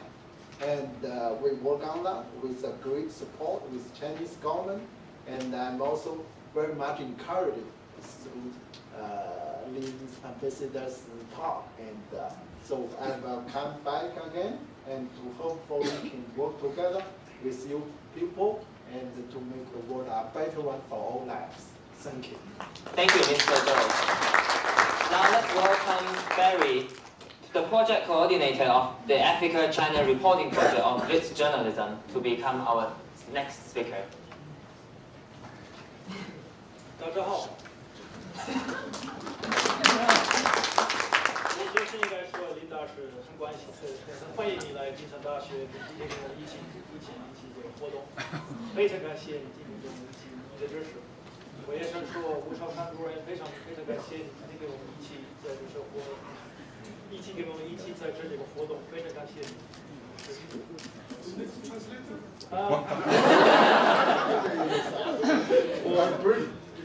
我想给你们解释一下我的项目，还有我的项目几个调查。那同时我用英文，所以很对不起，人不懂英文呢，抱歉。I was just saying some welcoming words to our esteemed guests, and so let me from here talk English, so I hope most of you can understand. Sorry for those of you who cannot. In my presentation today, in my quick 10 minutes, I just want to quickly tell you about the project that I'm the project coordinator of, and a few of the wild animal investigations that we have done with our partners around the world. And after that, I actually just want to flip the coin and tell you something else about the Chinese community and the experience that they had last year. So this is the Africa-China Reporting Project. This project has existed from 2009 here at Wits University. The goal of this project is to investigate complex dynamics, uncover altered stories with on-the-ground impact. That's the key thing for us, is to have an on-the-ground impact, to know what is really happening on the ground. On-the-ground perspectives and how Africa-China relations are changing the lives of Africa's people. You can see from our logo, the Rin. For those of you Chinese, you can understand that there's a real meaning behind that, and that really is because we want to tell the story of the people of Africa. So what we do reporting grants, we do workshops, journalist training, international investigations, networking, research, dialogue, seminars, cross-cultural engagements, for example, like the event we're having here today. What we've done in all these years, we had about 250 reporting grants resulting in media impact in English, Chinese, French, Arabic. We had workshops in South Africa, mainland China, that was 2015, Hong Kong, Ethiopia, Cameroon, and Ivory Coast, which is actually one planned for later this year. We have also recently started our engagement with Francophone Africa to support journalists to actually report in the other African language. We started to do that, and that has started to bear some good fruits for us. So we've had recent wildlife reporting, and I'm going to get to that just now, on pangolins, abalone, rhino, ivory, and other things as well. Here is just a few examples of the things that activities that we had. You see there, one on the top left, this was some African journalists that we gave an opportunity to go to China, and they visited the University of China in Beijing, where they had to do some skills training, and several other activities. The one on the bottom right was a collaboration actually with our colleagues from CICITA, who are very kindly here today. And this was actually the first event to bring Chinese business people in South Africa and South African journalists together to discuss about these problems. What can we do about issues? Maybe some things that we don't understand about each other. So these are the kind of activities that we do. So I want to tell you about this one investigation that we had about pangolins. This was actually this year, and this was a collaboration with HKO1, which is a Hong Kong media house. I should make it clear that the Africa-China Reporting Project, we don't do the investigations ourselves. We can't take responsibility for what journalists do. We can provide guidance, we can provide support as much as we can, but ultimately the responsibility lies for them to do the investigation. Now this particular investigation was a collaboration between a Cameroon journalist, Anu Nkezi, and HKO1 and us here in Johannesburg. So how this happened is as follows. The journalist in Cameroon was able to go on the ground and do an investigation to actually see how pangolins are killed in the interior. Way deep in the interior of the country, these pangolins are then killed. They are then transported, and I must say as well that these are people who have often no other livelihood. They have nothing else to do. They have the opportunity to make some money out of this. So the pangolin is killed, and the pangolin is then transported to the cities. Now here is where Asian middlemen come in, and they will buy the pangolins. Now this is where it gets really interesting because, and I just want to reiterate again, this was done by this HKO1, the investigation was done by them. It gets really interesting to how you get the scales from Africa to Asia. So as they say, as they had the investigation, it actually goes through a very complex network of people who actually take these scales. They first go to Hong Kong, Singapore, and then in Singapore they get false papers or something. There's some sort of corruption going on there. They get the false papers, and they're able then to sort of enter into Asia and mainland China that way, or Hong Kong. The other aspect of this as well is that apparently, as the investigation was told, that there's some mysterious Hong Kong businessman behind this. They don't know who he is, but there seems to be some role played there. And these scales are then hidden in plastic pallets, which they are then transported across the ocean.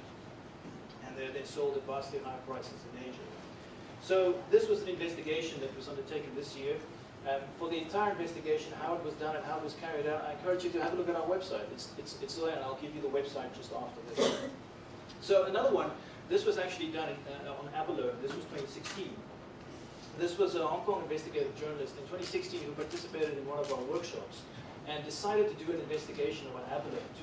And it was published in Chinese, obviously, because she wanted to give an Asian audience a bit of a better understanding about how complex really all these things are. So her article was published in 2016, The Ecological, Industrial and Drug War Behind the Abalone on the Dinner Table. That's a translated title. She was able to, in the Chinese community here in Germany, she was able to find some places where she could buy abalone.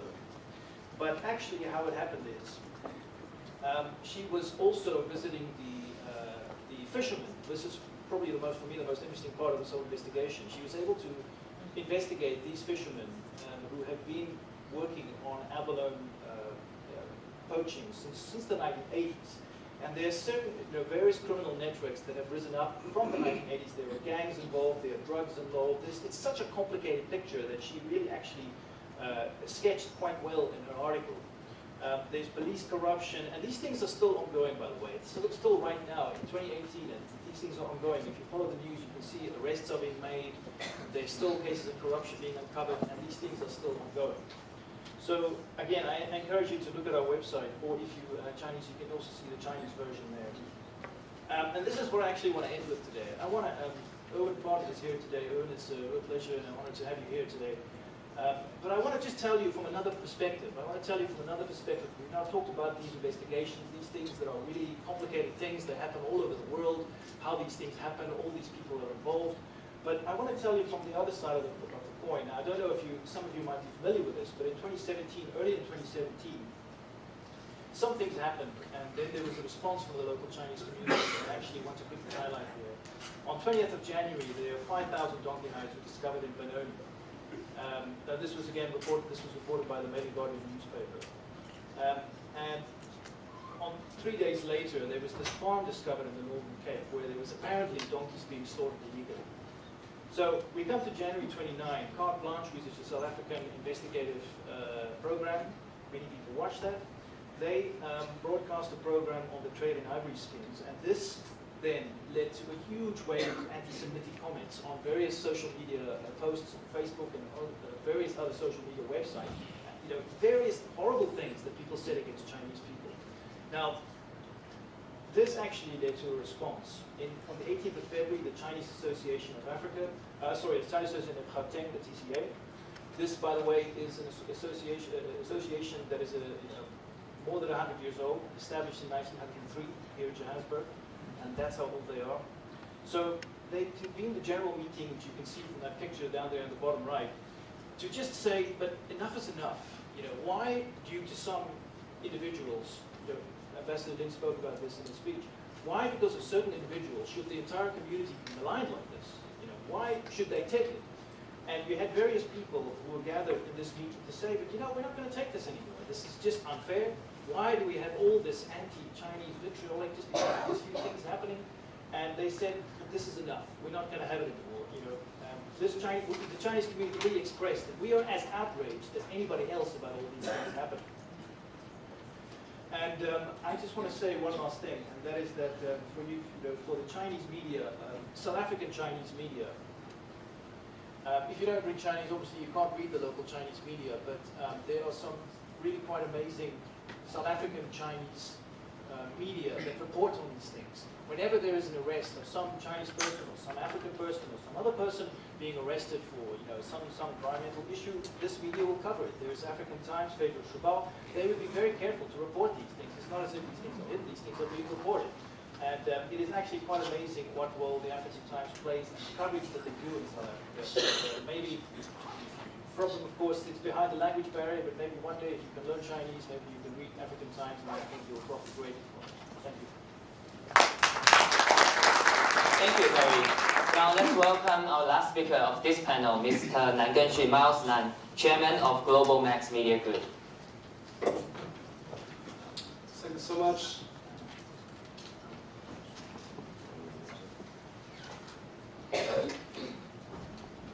Yeah, I think Mr. What's it? Barry. I think English is very fast, but my Chinese, believe me, faster than him. Your Excellency, Ambassador Mr. Lin Songtian, representatives from an international organization, the media friends, distinguished guests, ladies and gentlemen, good afternoon. Please allow me to speak Chinese because the shortage of the time. But not very important because I want my speech and what we discussed today, I want more Chinese know about that. But my English speech started on the PowerPoint. Thank you so much. Or maybe you can do the translate me. 尊敬的林承天大使，我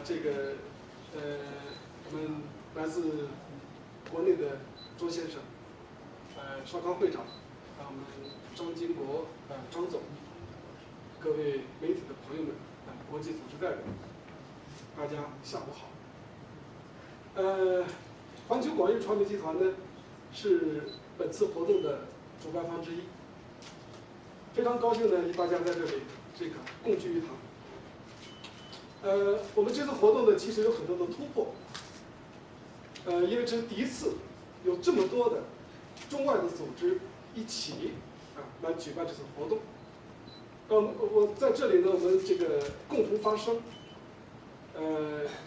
向世界共同发声，保护野生动物。那也是第一次呢，在非洲的中资企业和华人，像我们少康会长，像我们张总，这么大规模的捐助我们这次活动，来保护川人奖。那更是第一次齐聚多边政府、中资企业、华人华侨、侨社、NGO 和媒体、学者、记者于一堂进行开放性的对话和讨论。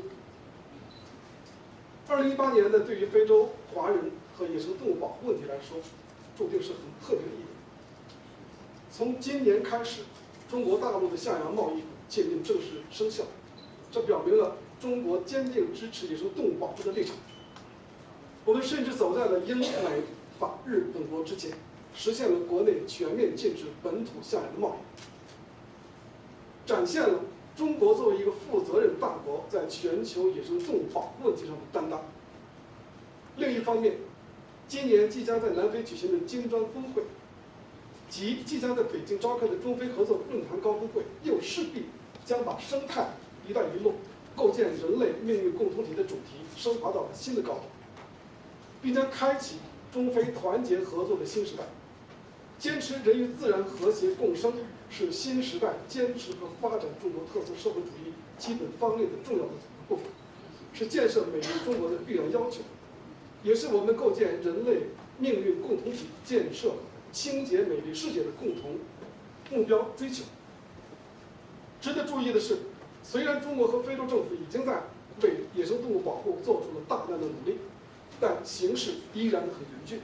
因工作关系我经常出差到非洲的各个国家，比如像坦桑尼亚、赞比亚、尼日利亚、伊吉尔，而经常呢在一些国家的机场，入境处看到用中文书写的禁止携带象牙或者野生动物制品等这些话。说句实在话，作为一个中国人，看到我心里很难过。那在工作之余呢，我也经常到当地的工艺品市场去走走、去看看。但每走到这种地方总会有三两个当地人来赶上来问我用中文还要讲，要象牙吗？要犀牛角。但是本人在非洲生活了20多年，在我的周边，说实在的，并没有多少人，或者在我的身边根本就没有这些人愿意收藏这些野生动物制品。所以说，我们中国有句不太好听的话一颗老鼠屎坏了一锅粥。的确是这个因为个别的华人在利益的驱使下，从事了野生动物的非法盗猎、走私和买卖活动，却严重损害了中国国家和人民的整体利益和形象，更是让我们这些奉公守法的同胞也顺带背了黑锅，为这些不法行径买单，遭受了一些不公正待遇。这是我们当前一定要严肃对待、从严处理的。我们海外华人华侨侨社要在野生动物、植物保护方面树立新的形象，有新的作为，就必须要正视一些华人的不当行为和不良习气以及这些带来的负面的影响，并及时的遏制、严厉打击。所以说，我非常赞同林松天大使经常说到，我们不允许任何的中国人在非洲参与或者是买卖野生动物制品。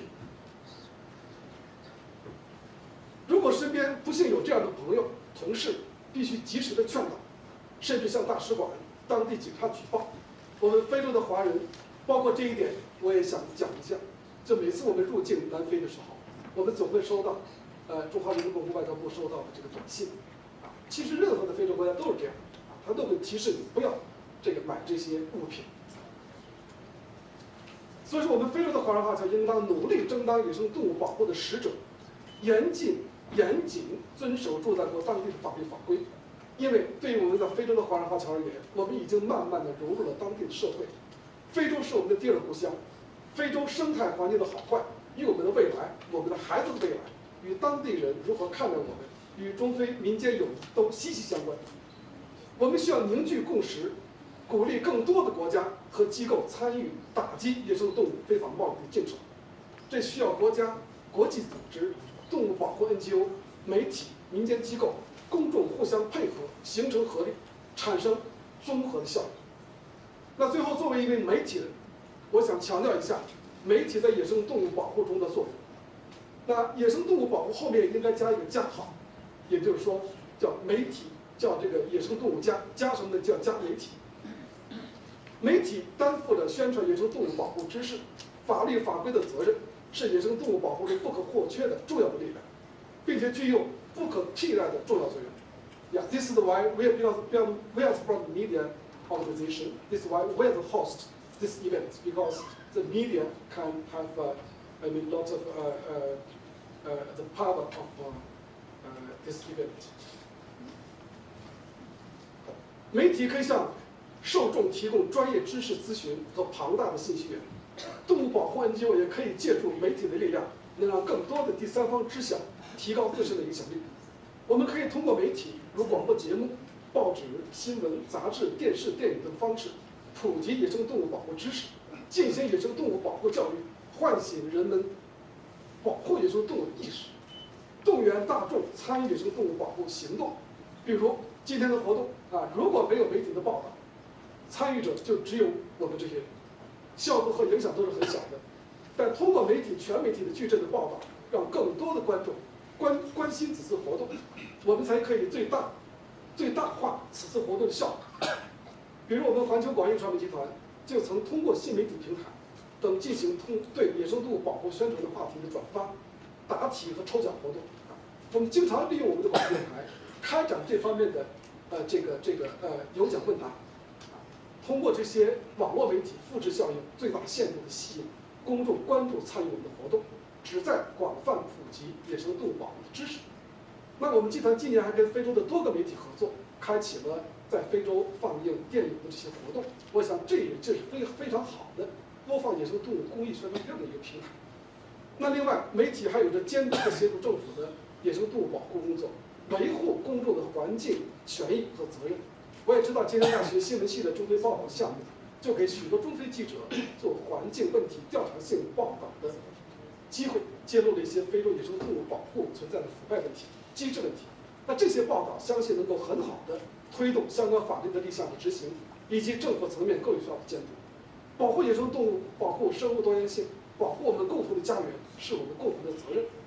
在打击盗猎和非法野生动物贸易的斗争中，不论你来自哪里，我们都将站在一起。The protect the wildlife and the ecosystem, we are together. 环球广义传媒集团在未来也希望能与各个国际组织加强合作，携手共创一个更加持续发展的未来，建设一个更加美丽、更加和谐的这个地球家园。在结束我的 before include my speech, I want of the special thanks for our Excellency Ambassador, and also as organizer Mr. Hong Xiang, and all our donors from the Chinese community, and all the media friends, and the professors from the university, and yeah, anyway, thank you all. And before I finish, I want to use my Chinese read the letter of initiative, because I want more Chinese know what I'm saying. 我再重复一遍刚才那个野保的倡议书，用中文。我们同属一个地球，这是人与野生动植物共有的生存家园。保护野生动植物关系到全球生态系统，关系到我们赖以生存的生态环境。非洲是人类的起源地，也是地球上为数不多还能够看到很多大型哺乳动物依然可以自由生存的地方。保护非洲的生态环境和野生动植物，不仅是非洲国家的责任，更是国际社会的责任。我们来自不同的国家，但我们都是地球的公民。我们在此倡议：一，不要购买象牙、犀牛角、穿山甲、狮骨、豹皮、蛇皮等野生动物制品；二，抵制盗猎和非法野生动植物的贸易；三，大家一起行动起来，保护好非洲的森林、湿地、草原、高山、河流、湖泊、沙漠、海洋的生态环境和野生动植物。联合署名中国多样性与绿色发展基金会、环球广域传媒集团、守望自然野生动物保护发展研究中心、中南乌国际人道对待动物协会、马拉野保基金会、东非野保协会、栖息地守望者基金会及来自于全球各地超过200家的华人的社团。谢谢大家。Thank you so much. Thank you, Mr. Lan.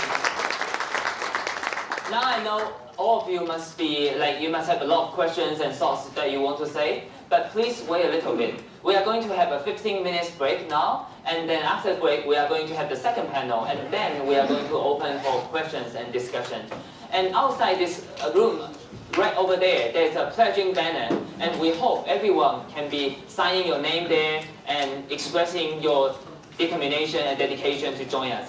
Thank you so much. Thank you all. Good afternoon, everyone. Our second part is going to start, and I'm going to begin with a video. There's a famous Chinese conservationist who is based in Kenya. He couldn't come here today, but he would like to send a video greeting on his behalf.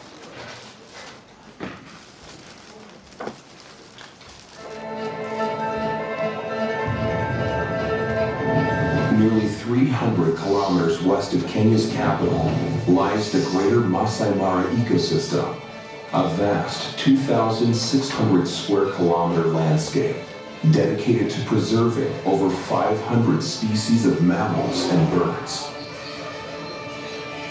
And one unlikely man has come here to make a difference. When I come to Africa to do wildlife conservation, some Chinese people keep asking me a question. Simba, you're a Chinese national. We also have animals to be protected. Why did you go to Africa to protect animals instead of staying in China to protect the Chinese animals? So I often tell them, I'm a Chinese national, but I'm a global citizen. The animals, they don't have passports. Pandas, they're not Chinese animals. Lions, they're not African animals. They belong to the ecosystem, just like humans. We're part of the ecosystem. To many people in China, even in the world, lions are very dangerous animals.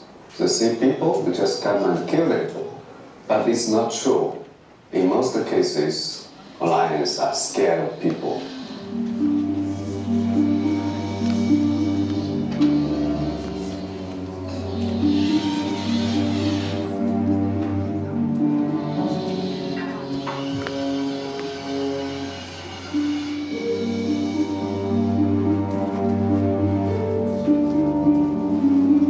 This group of lionesses aren't a part of the original pride and are new to the area.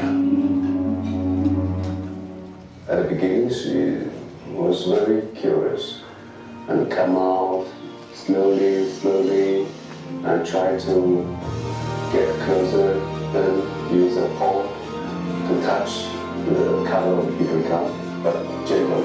With this new footage, Simba aims to uncover a gentler side of lions to help people understand the animal better and convince them that this species is worth saving.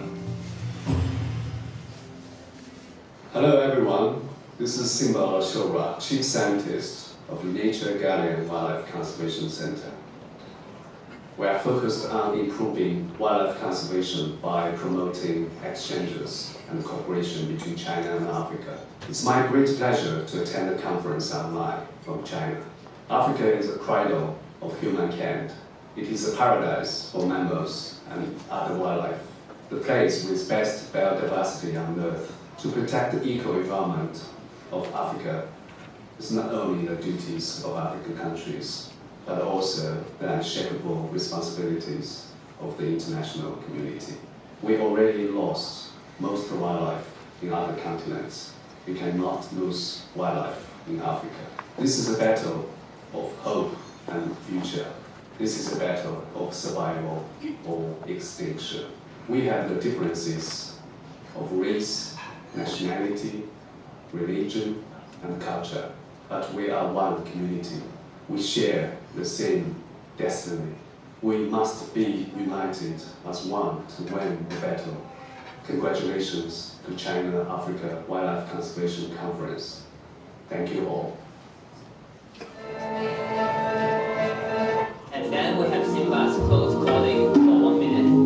Hello everyone, I'm Yes Kamau, the Executive Director for the East African Wildlife Society. The East African Wildlife Society is a membership-based public benefit organization that was formed in 1962 to promote conservation and wise use of the environment and natural resources. Indeed, we are the voice of conservation in East Africa.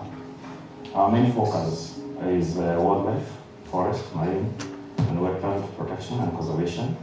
It is therefore my hope that the China-Africa conference will be able to draw the appropriate strategies and roadmap to deepen and enhance participation of the Chinese community in Africa to be able to address the many challenges that are facing wildlife conservation.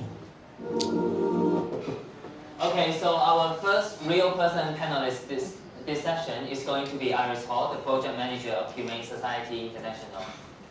Up to you, Iris. Hello again, my name is Iris Ho and I'm representing Humane Society International and Humane Society International Africa. HSI is the global affiliate of the Humane Society of the United States. We're the largest one of the largest animal protection organizations in the world, and it's a pleasure to be here. I think today I would just maybe talk a few minutes, and then we can have a free flow discussions.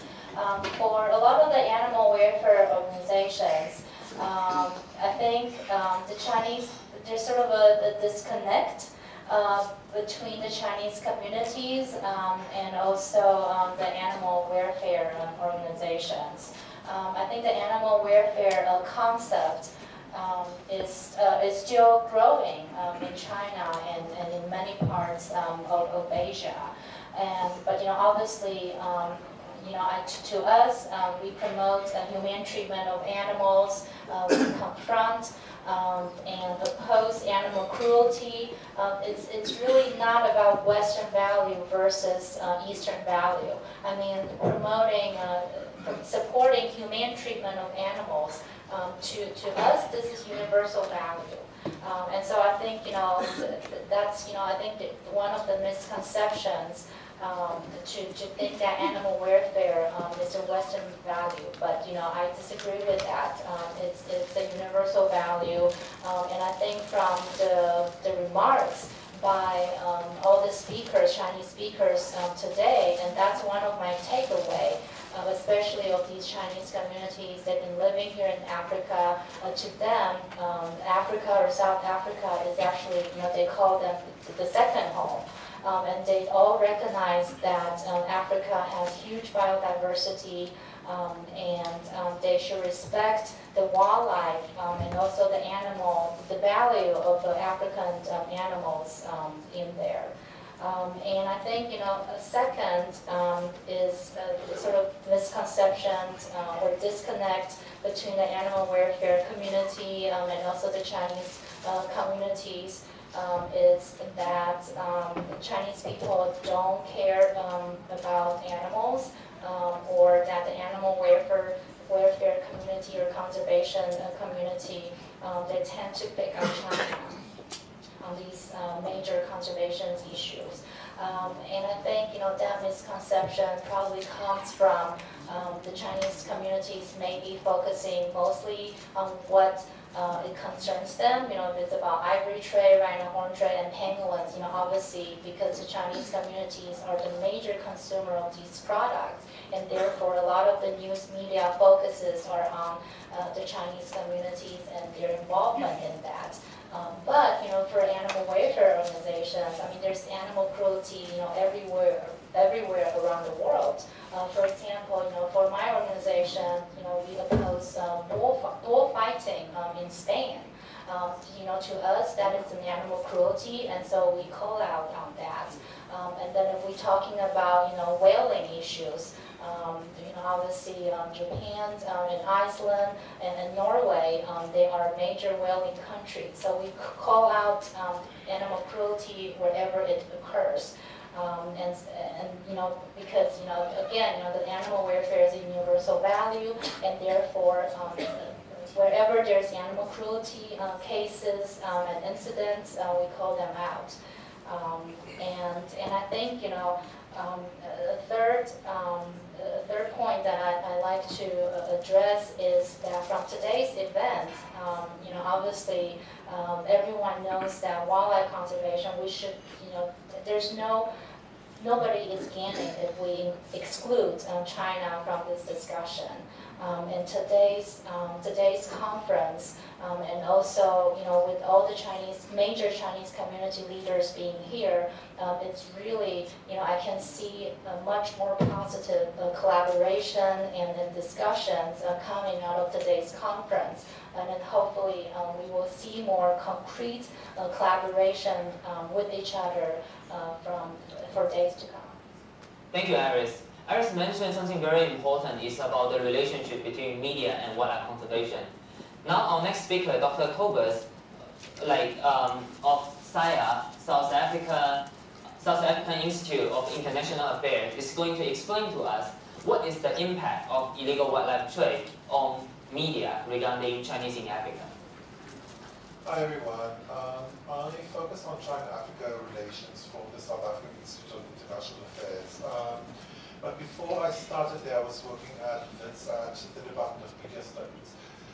And during that time, I did research on the way that illegal wildlife trade was represented in the South African media, and what it revealed about the view of the wider public view of China-Africa relations as a whole. One of the interesting things I found was that it's interesting. China was at that stage. This was right in the heat of the ivory controversy, and obviously China was seen as the major global market for illegal ivory, and so there was a lot of focus on China as this driver of this illegal trade. What there was no focus on was the fact that the second largest global market for illegal ivory is the US. Zero interest in that. So, you do find that there is the tendency to treat the China-Africa relationship as something completely unique, and something that has no comparison, is also echoed in this debate. That said, I think what we have here is an opportunity rather than an unfairness. Like, sure, like, you know, kind of like in some kind of ways, the US and also I think the UK is frequently not taken to task for how, you know, for their complicity in allowing illegal, like, trade in things like ivory, like rhino, particularly in illegal wood, where the EU is you know, as a, you know, is not really facing, I think, its responsibilities. But I think there's an opportunity here. I think there's an opportunity for African governments and for China, the Chinese government, to work together to shape global standards. The ivory ban that China implemented on domestic ivory trade, I think, has been incredibly important as a symbolic marker of what can be done in relation to this issue. And I think it essentially was quite effective in putting a spotlight on traditional partners to Africa that are not actually pulling their weight in this issue. The crisis that we see in wildlife trade at the moment gives us the opportunity to change the rules, to use media to draw attention to particular crisis points. One of the crisis points that it needs to be drawn to is China's role as in driving demand. You know, so we still see, for example, the role of China driving the trade in pangolin scales, for example, is a good example. The second thing that must definitely be you know, kind of like highlighted a lot more is complicity and, you know, inaction of African officialdom. The role of African governments in not enforcing their own laws, in being corrupt, in, you know, generally not putting their weight. Media is key to highlighting that. And I think the work that Wits' Africa-China reporting project has done has really been really important in that respect. So I think, you know, from a Chinese public diplomacy perspective, obviously wildlife trade is a crisis, and it's a crisis that in some kind of ways can be characterized as being unfairly anti-China. However, I think what it really is actually is a massive opportunity for China and Africa to work together to change the entire global system towards greater fairness, greater animal welfare, and greater transparency and crackdown on organized crime.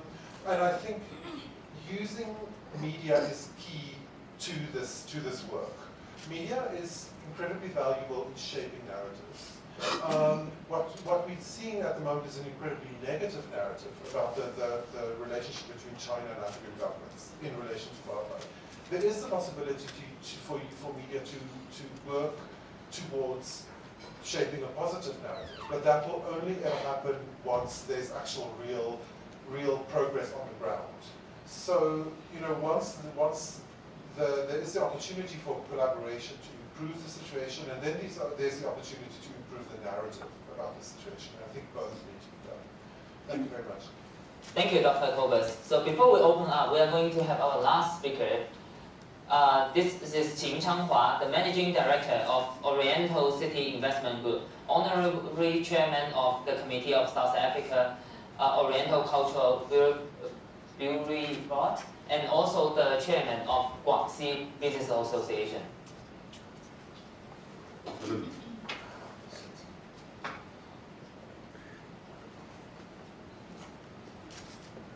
Afternoon, everybody.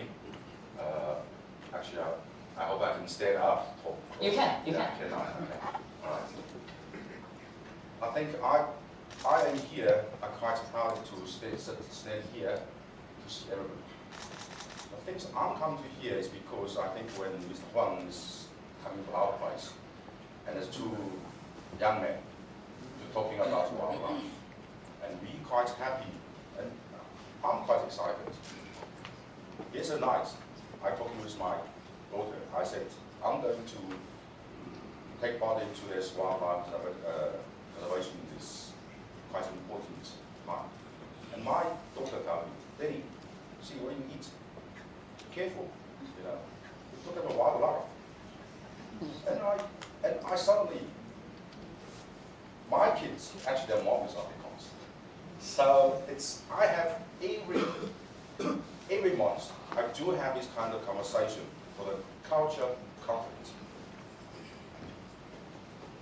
They asked me before, Daddy, do you eat dog? Because, why I'm here? Because I came from the south. I'm the Guangxi. I'm the chairman of the Guangxi Chamber of Commerce, which came from the south of China, which everybody know from the south of China, that's consumption of the wildlife. They all know that there's high rates of this. But I talked straight to I don't like them. I told my kids, I said, you really don't eat dog.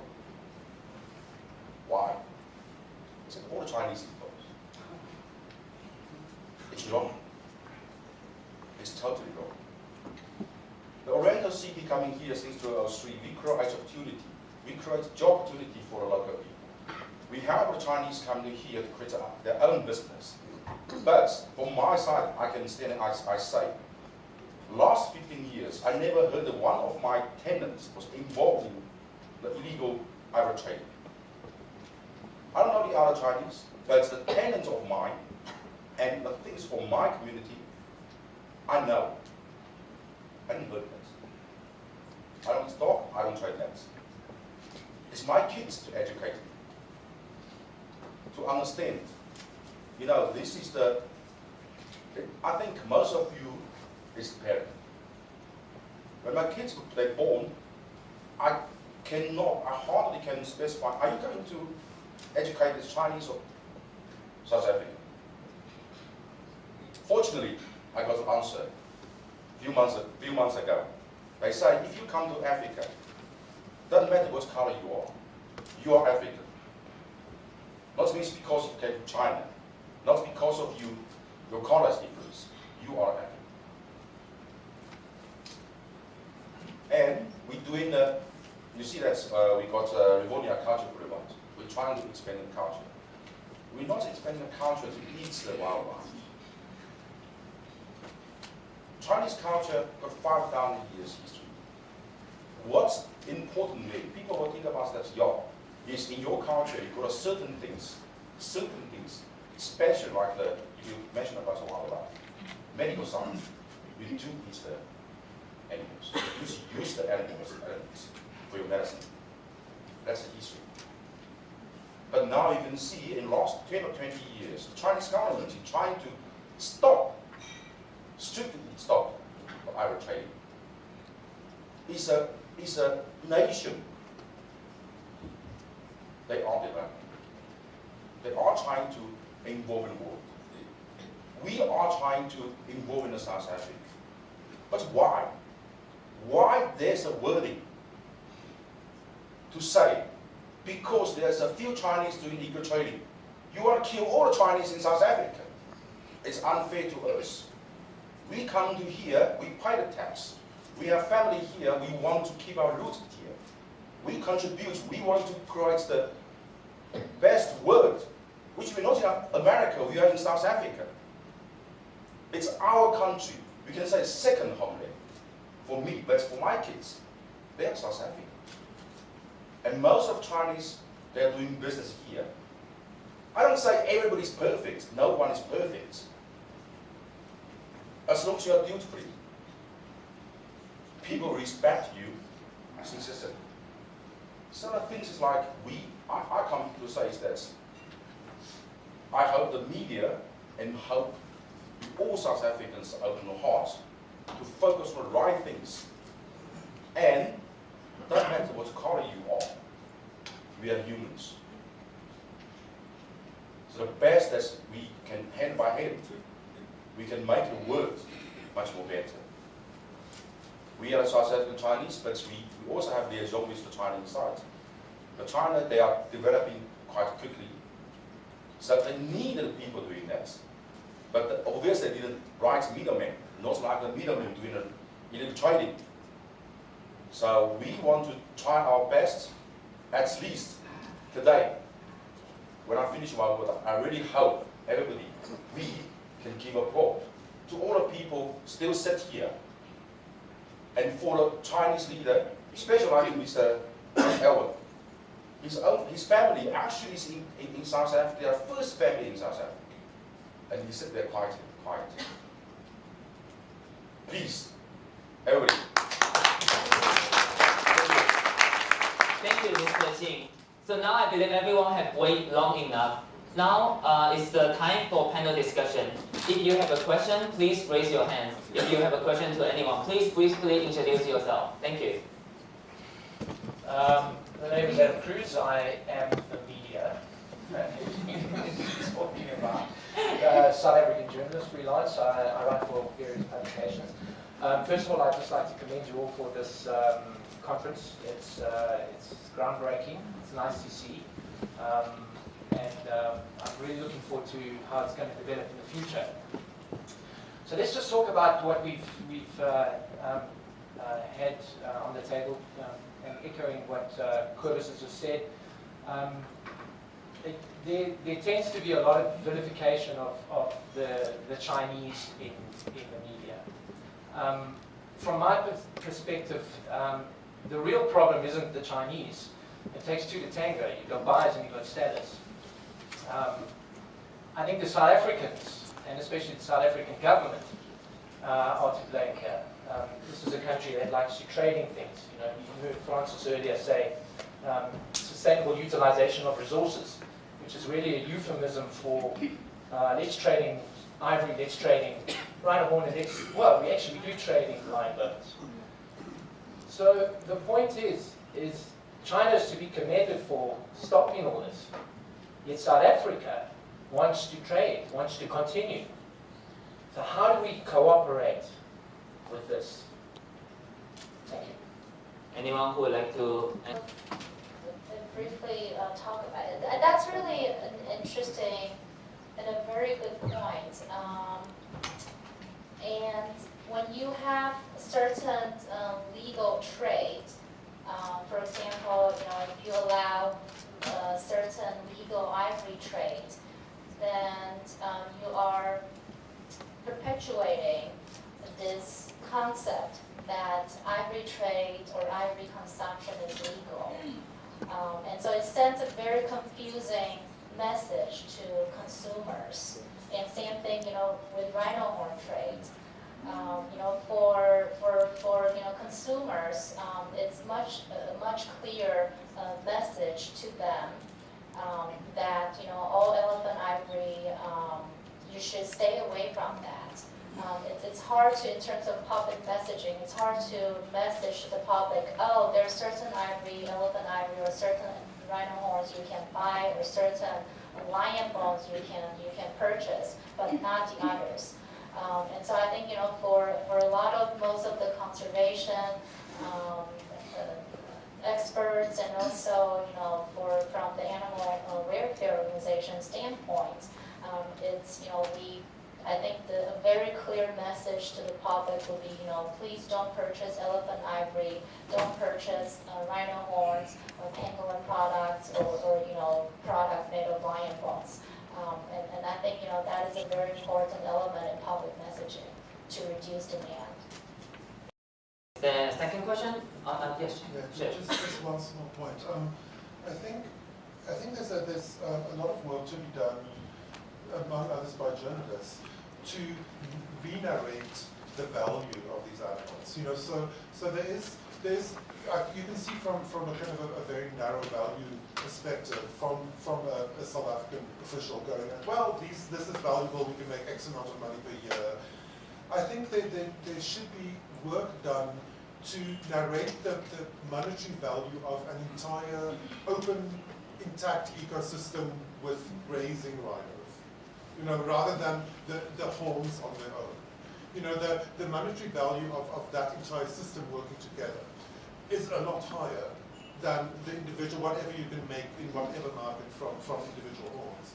So and there's interesting, in Kenya you see a certain amount of this kind of narration happening, where there is, instead of the crime being kind of illegal trade, it is seen as a crime of economic sabotage. Sabotage against the key national industry, which is tourism. So there is a kind of a mind flip that can happen where the kind of the sum of the entire ecosystem is worth a lot more monetarily than the individual elements of that ecosystem. And I think, part of some of the challenge is to tell that story, to make that understandable in a kind of a one-line way. Thank you, Cobus. And let me be clear, so if you have any question, you can ask anyone here in this room, and anyone here in this room can answer those questions as well. So I guess I got questions here, or comments. Let's more comments.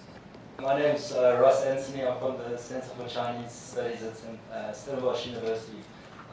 Again, really well done on putting this together. It's really great. I just want to raise one issue. It's China-Africa wildlife conservation thing, and it's involving China. And we focused pretty much the whole day on illegal wildlife trafficking. But of course, that's only one aspect of the problem, right? There's all sorts of other stuff, and also including China in quite complex ways. So, for instance, broadly speaking, one of the biggest threats to ecological systems, particularly in developing countries where there's not so much industrialization, infrastructure, whatnot, is habitat fragmentation, right? And that means basically breaking up habitats into smaller and smaller pieces, and then they become disconnected, and eventually you can wipe out a lot of species, right? So here in this stuff, we've really focused on these kind of charismatic species, like the elephant and the upcoming star, the pangolin. But really, when you talk about broader ecosystems, and you think of ecological fragmentation, one of the biggest drivers of it is building roads, okay? And it's building roads into places where there's less development. Now, of course, if you take China's Belt and Road Initiative, a big part of it is connectivity. It's about building roads, railway, all sorts of stuff. Now, in some of the places where you build this, it's really good and useful, often where lots of populations exist. But in some places, it's not.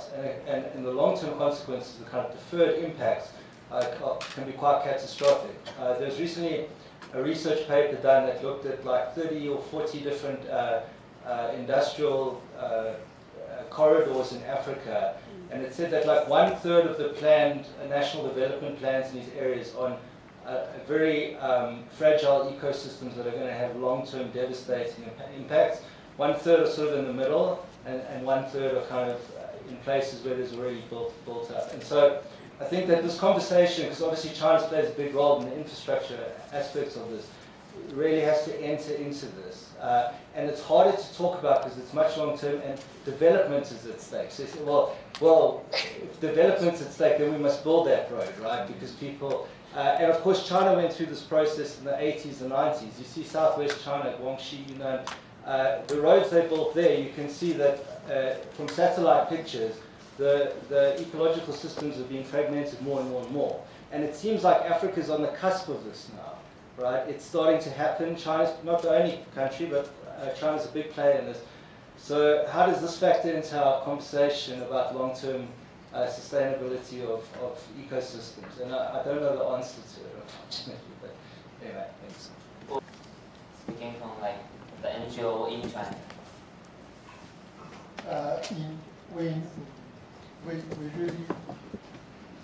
We really noticed the fragmentation problem due to the construction. In China, now we have some, we filed some cases against some new development zones. And through that, the central government recently have an announcement, stop building any new development zone. That is a major step to stop those too much of constructions. And also talking about the building roads initiative, and in the documents, there's 13 points put very clear. During the construction, we need to pay enough attention to the biodiversity, to the ecological building roads. Ecological building roads means like the flyway of birds. That's bad. Like the migratory species, that's their roads. Their ecological building roads must pay enough attention. For example, for the birds, they have their ways. We build the wind the wind, solar power station things, we also try to avoid on their way, flying way. So, so the Belt and Roads Initiative, in the document, in the government's regulation, it says we should put enough attention on it, but that's not enough. In fact, our organization involved in collect all those infrastructure construction during that overseas. There are already many cases against have ecological problems or local conservation organization also read to us, and we said we turn in, we consult, we organize the bank, Chinese banks and the investment banks and construction companies. We also talk to them.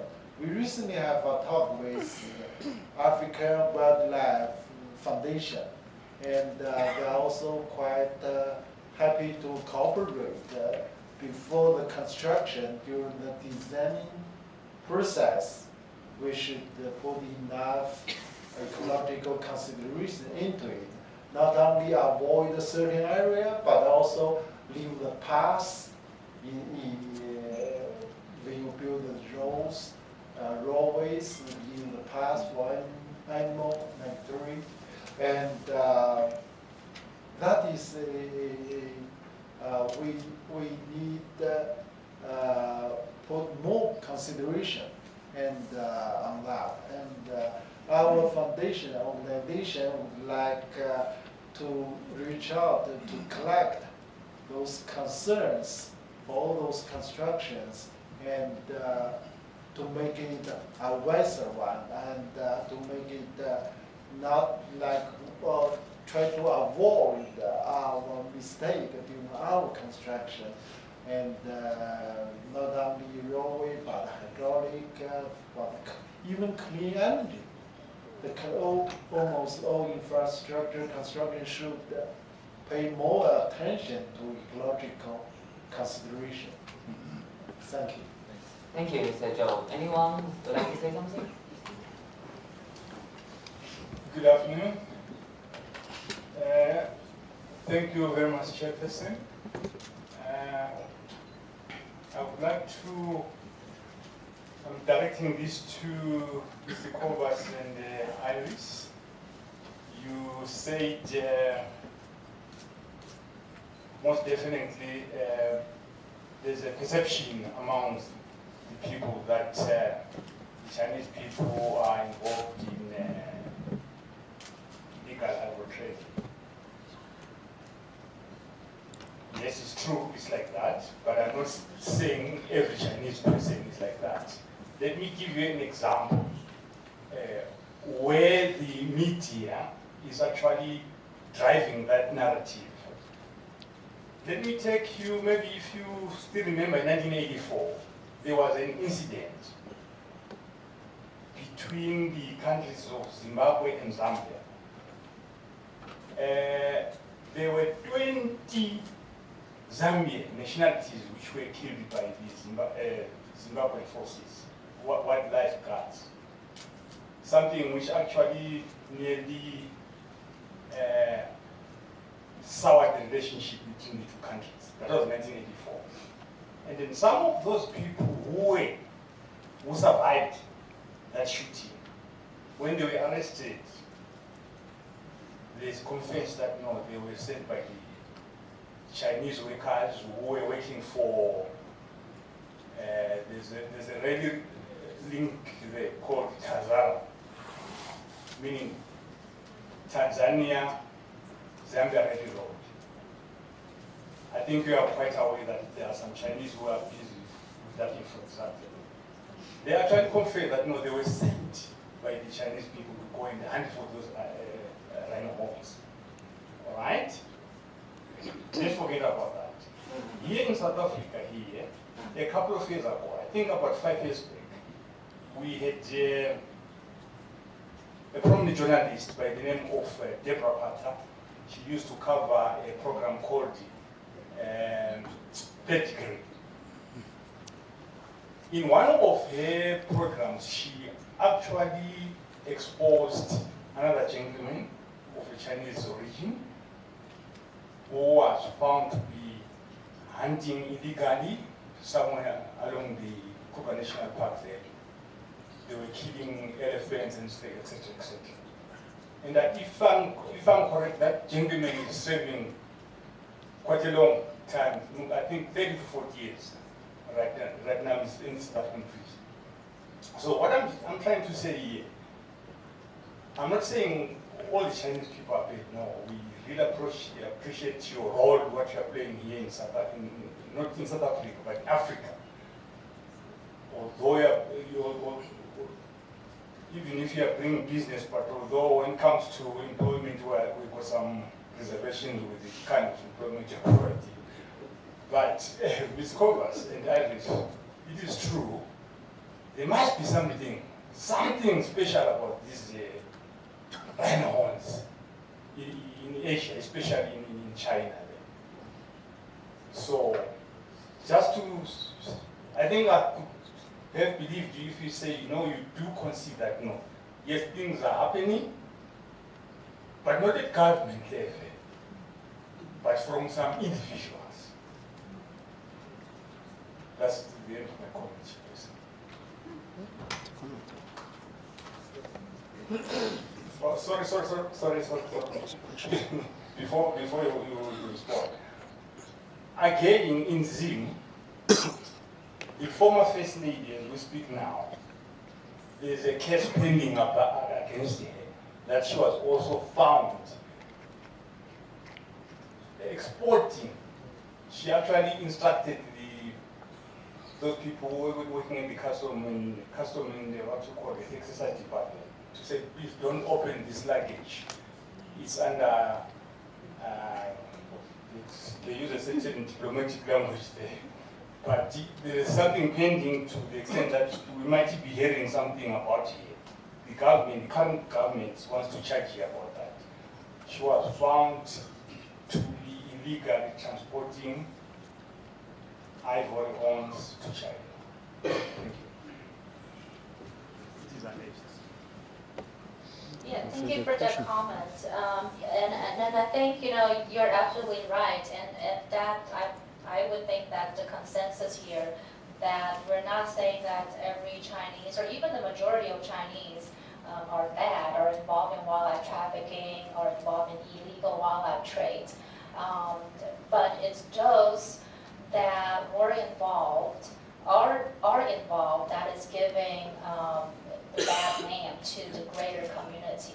But I think in the meantime, we should also look at facts.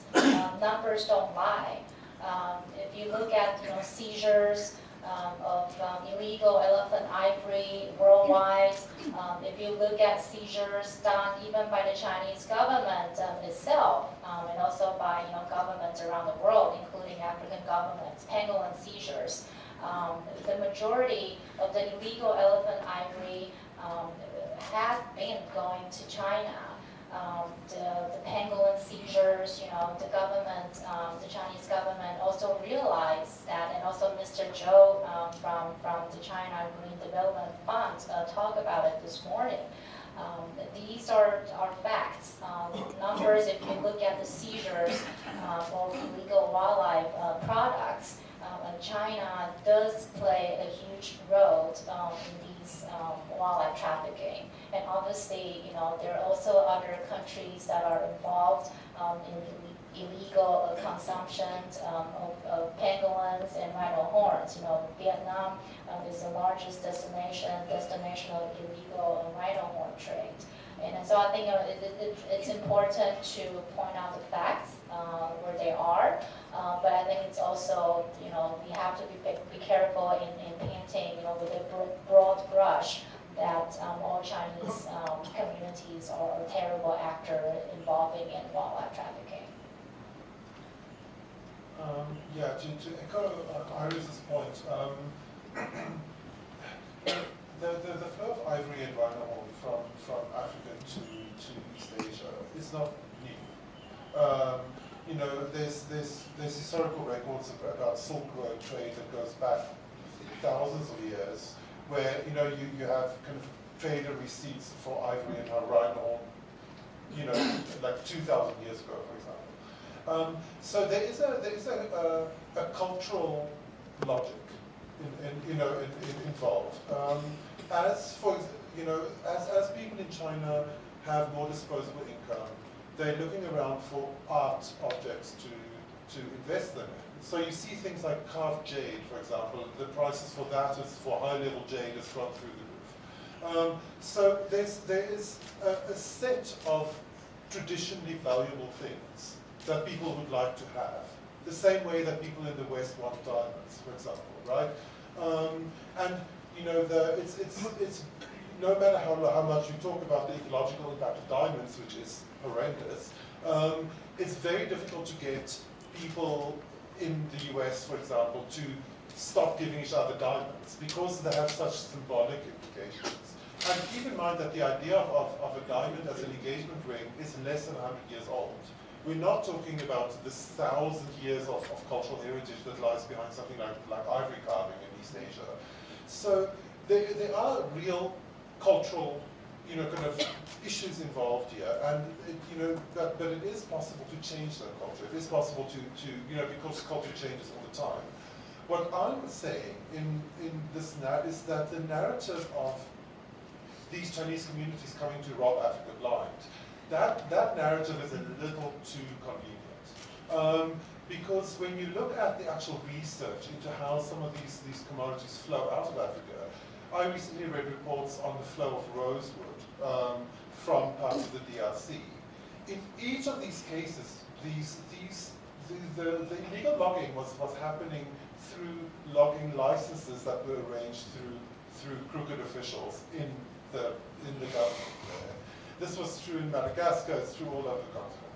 So the narrative of evil Chinese people stealing Africa's stuff leaves out this entire story of how complicit Africans are, African officials are, and African citizens are at all levels of the trade. You know, so this is why I feel that that complicating the narrative is incredibly important. Thank you. Hello, this is a question to Kobus. He mentioned that together to actually shape global standards. It is one thing to hear how much is coming from China, but as mentioned before, our governmental input doesn't seem to be a match or equal. And throughout South Africa and Africa, we also have to actually address the fact that we are quite weak or fairly feeble in protecting our own wildlife and resources. Can you give us any indication what is on the cards, how to be proactive? Has anything been planned or proposed to address the fact that our side is letting our side down? You know, there has been the issue of wildlife has been raised by Africa. You know, so Africa has been completely silent about this. Like African governments, of course, have raised the issue repeatedly, and I think they have added political will that have actually then also energized the Chinese government on their side because they realize that this is a hot button issue on the continent. What for me I think is a bigger problem is that in a lot of Africa's dealings with China they tend to be quite fragmented. So what would I think help a lot is for Africa to get together to have a more comprehensive, unified voice and a unified idea of what they would like to achieve.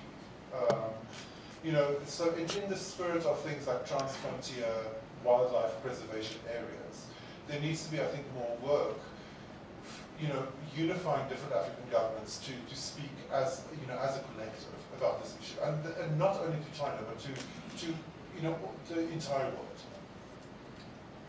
Will anyone else who wants to say something about?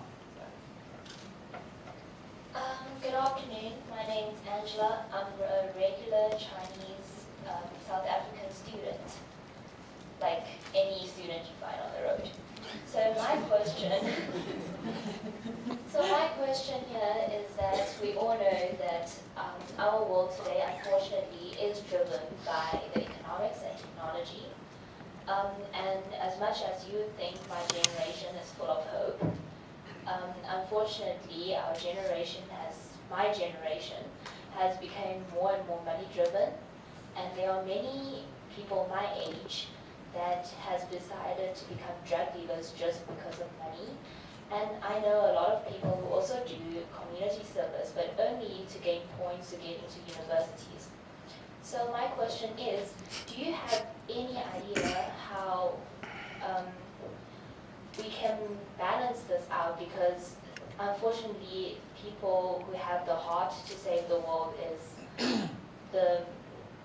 it's not the majority, it's a minority. So do you have any idea how we can actually make saving wildlife more economic and more beneficial for most people so that they can realize the importance of saving wildlife? Thank you.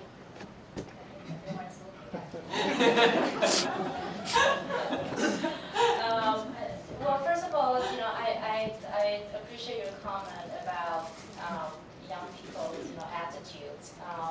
And I would say from my experience in managing projects, demand reduction projects in China involving young people, actually I have been very hopeful. We have projects in China reducing demand for shark fins, reducing demand for elephant ivory, and also pangolin specimens. And I must say, I was really very touched and overwhelmed by the young people who have been participating in the projects.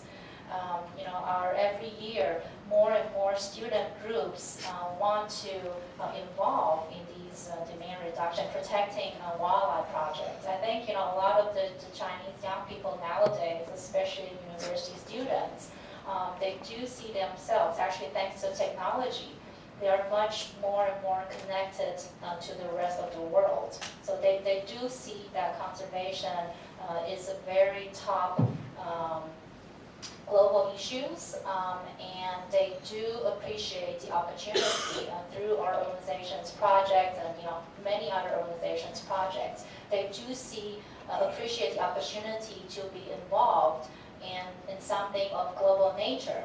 And saving, elephants and other wildlife, African wildlife, gives them that opportunity to be involved in something that is global by nature. And so, I guess I'm actually maybe more hopeful than some of you guys are about the future of wildlife in terms of engaging the young community. And in terms of providing how to make the local communities, how to make people understand why they need to appreciate wildlife. I think from an animal welfare organization, there are several ways that we think that people should save wildlife.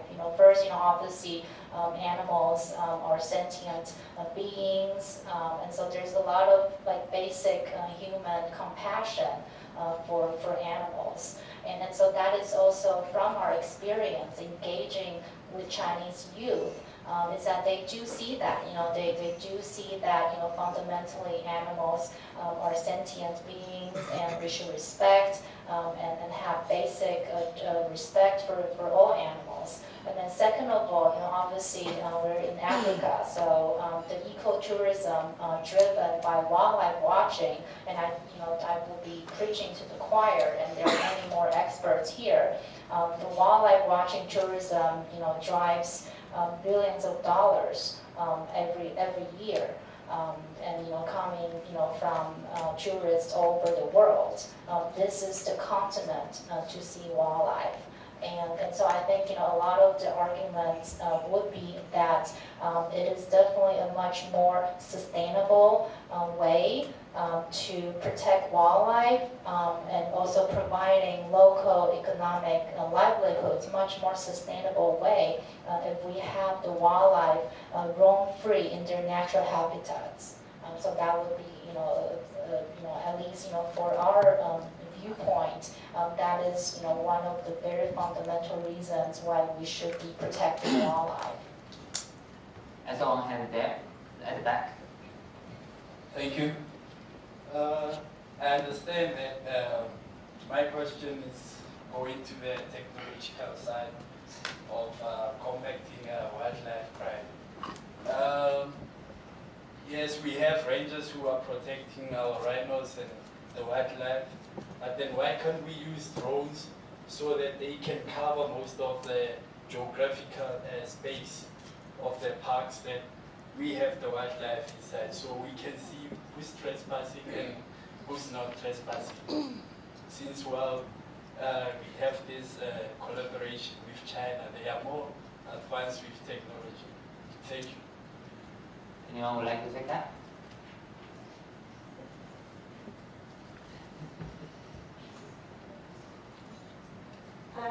Thank you for that question. I think that there's actually been a lot of work that we've done in testing those sorts of technologies. I think particularly within the Kruger National Park, there was, through Denel and through our military, we actually tested quite a lot of different types of drones. I think the problem there is that because the bush is so thick and you're looking for very specific things, those drones can only be applied in very specific processes. You know, it can't kind of just cover the whole park, etc. So they are being used, and they've also been tested in KwaZulu-Natal. And so it is, that technology is being used in particular operations in a very particular way.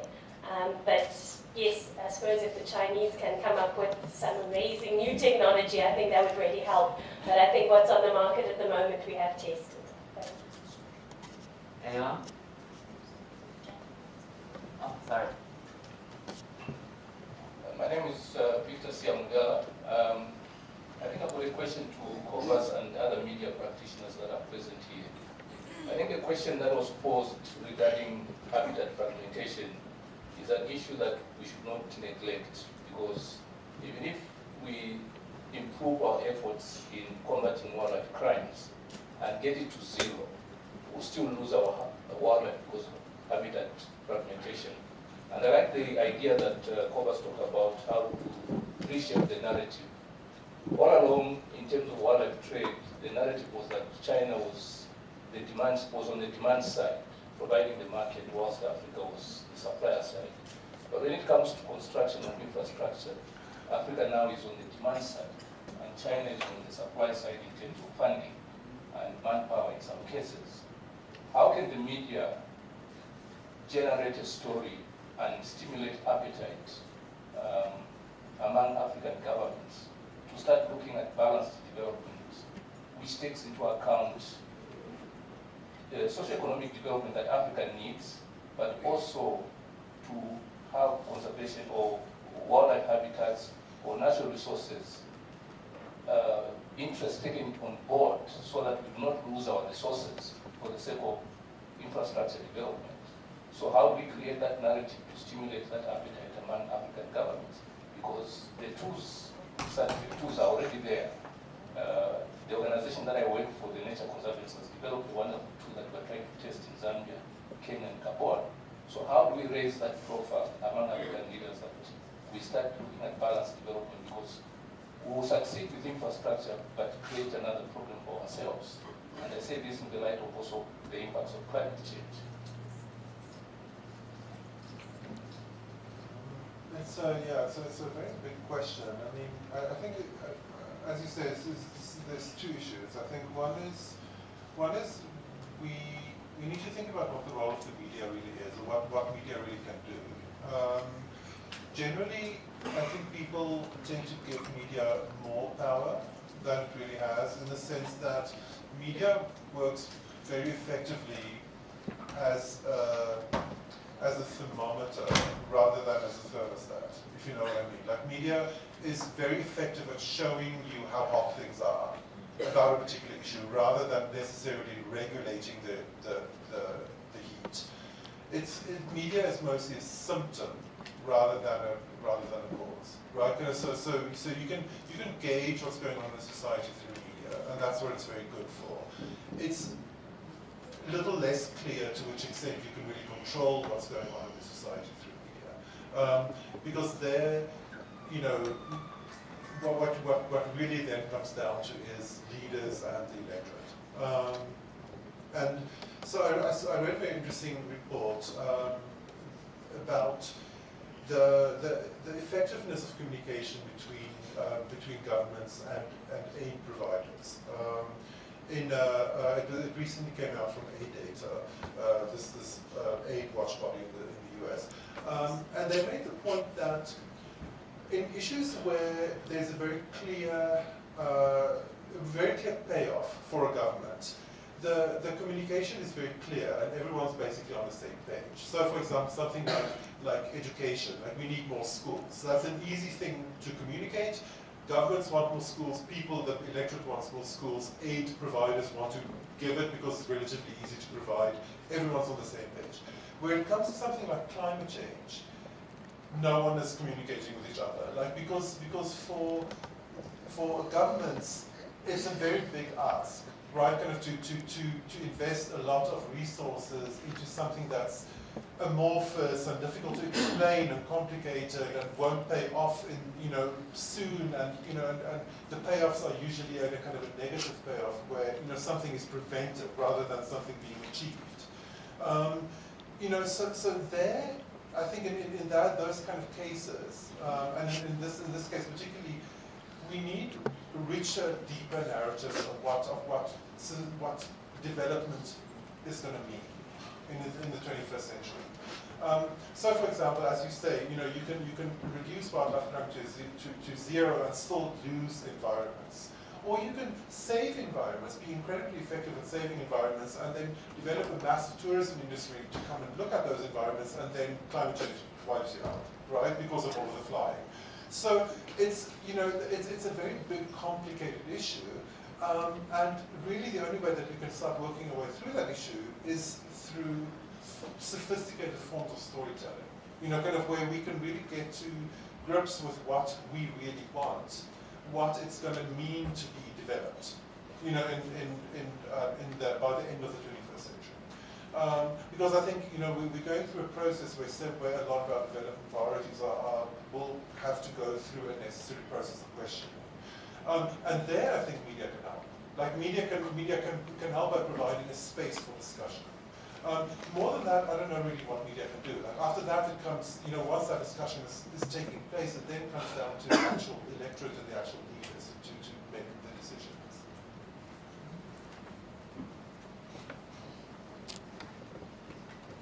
Thank you very much. My name is Bonile Jack Palmer. I just wanted to indicate that just about 2 kilometers away from here, we did research and completed it last year. It's a market called Faraday Market. There are about 300 or even 400 traders operating there on a daily basis. And the turnover is something between 20 to 50 million a month. Those people are doing serious business. But what we discovered there was that we can say whatever I want to say, people there are seriously making a living from illegal trade through pangolins and this and the other. And what we discovered was that besides, we looked at poverty. Is it poverty that is causing them to be aggressive in terms of this business? Is it ignorance of sustainability issues or biodiversity issues? Is it greed? Our findings were that ignorance is the most important factor. And we discovered that the local government, even in Johannesburg, the officials themselves were supposed to be looking after all those things. There is ignorance on a massive scale there. We found that there is a silo approach between the local government, the provincial government, for that matter even the national government. Those people on a daily basis are busy trading with all what we're talking about here because they are ignorant of the implications as well as the sustainability issues. So my request would be that an initiative of this sort, we should also promote it at that level where people who are hunters and pickers of these, they also understand why this is not desirable. I appreciate what you are doing here today, even the media, but at grassroots level, where people have got strong cultural beliefs, they've got strong beliefs that what they are doing is actually business, we need to intervene at that level. I just just add quickly, that's an excellent point.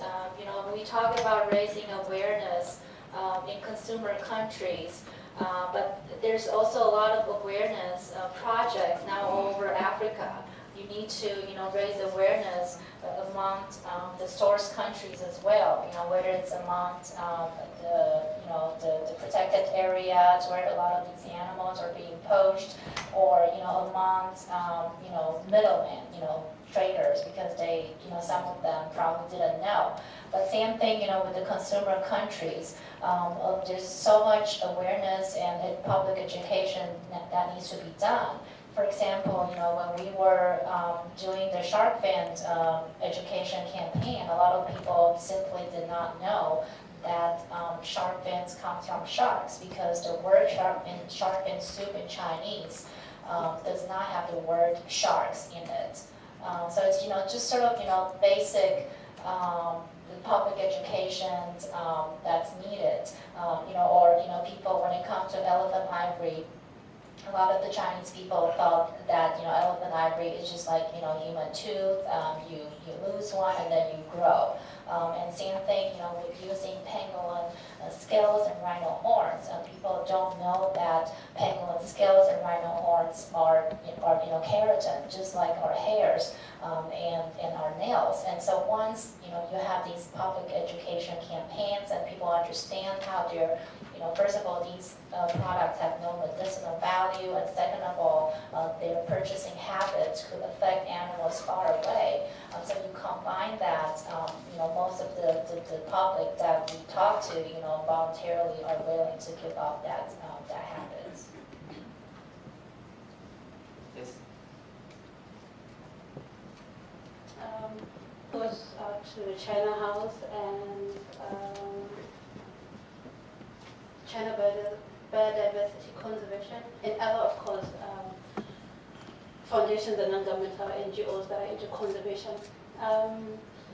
This conference touched a lot on direct human activities that affect wildlife species in Africa, but I felt like it did not address the indirect side of things, like indirect human activities that also contribute to the decreasing amounts of wildlife, or let me just say ecosystems and biodiversity in Africa. So what I would like to say to you is that when you are doing your work, can you also consider focusing on indirect human activities, like, let's say, for example, corporate companies, some of them they're involved in activities that pollute, let's say, water, or that pollute, let's say, land. And these pollutions, they contribute to, let's say maybe they pollute water, and by polluting water, they affect the ecosystem, meaning that the plant life dies, meaning that also, if plant life dies also, it means that wildlife also dies, or it relocates or goes somewhere.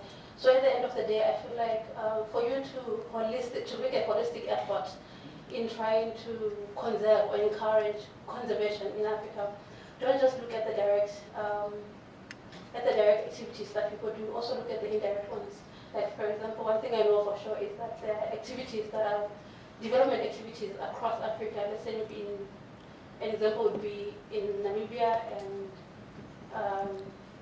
Angola, and I think Zimbabwe is also included. There are certain activities which they're just normal, development activities where people are building bridges, or they're planting rice, and all of these things.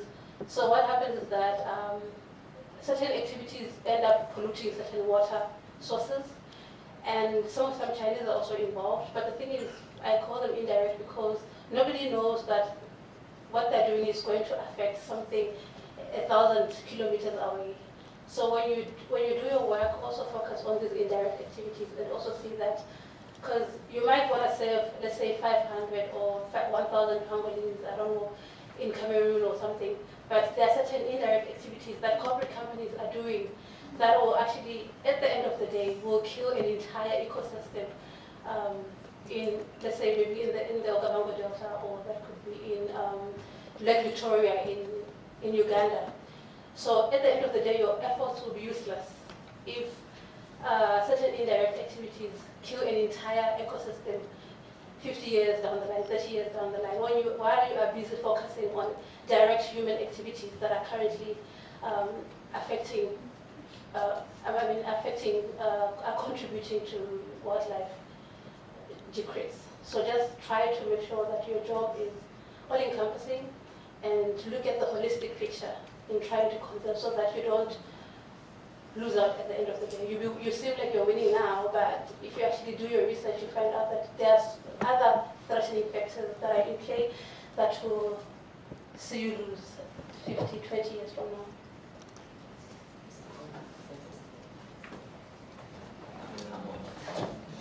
We have done this kind of thing in China. We do quite a few environmental public litigation against all those polluters. Take Yangtze River as an example. We go through the Yangtze River we check the major chemical factories along the river, and we stop the pollution to the river.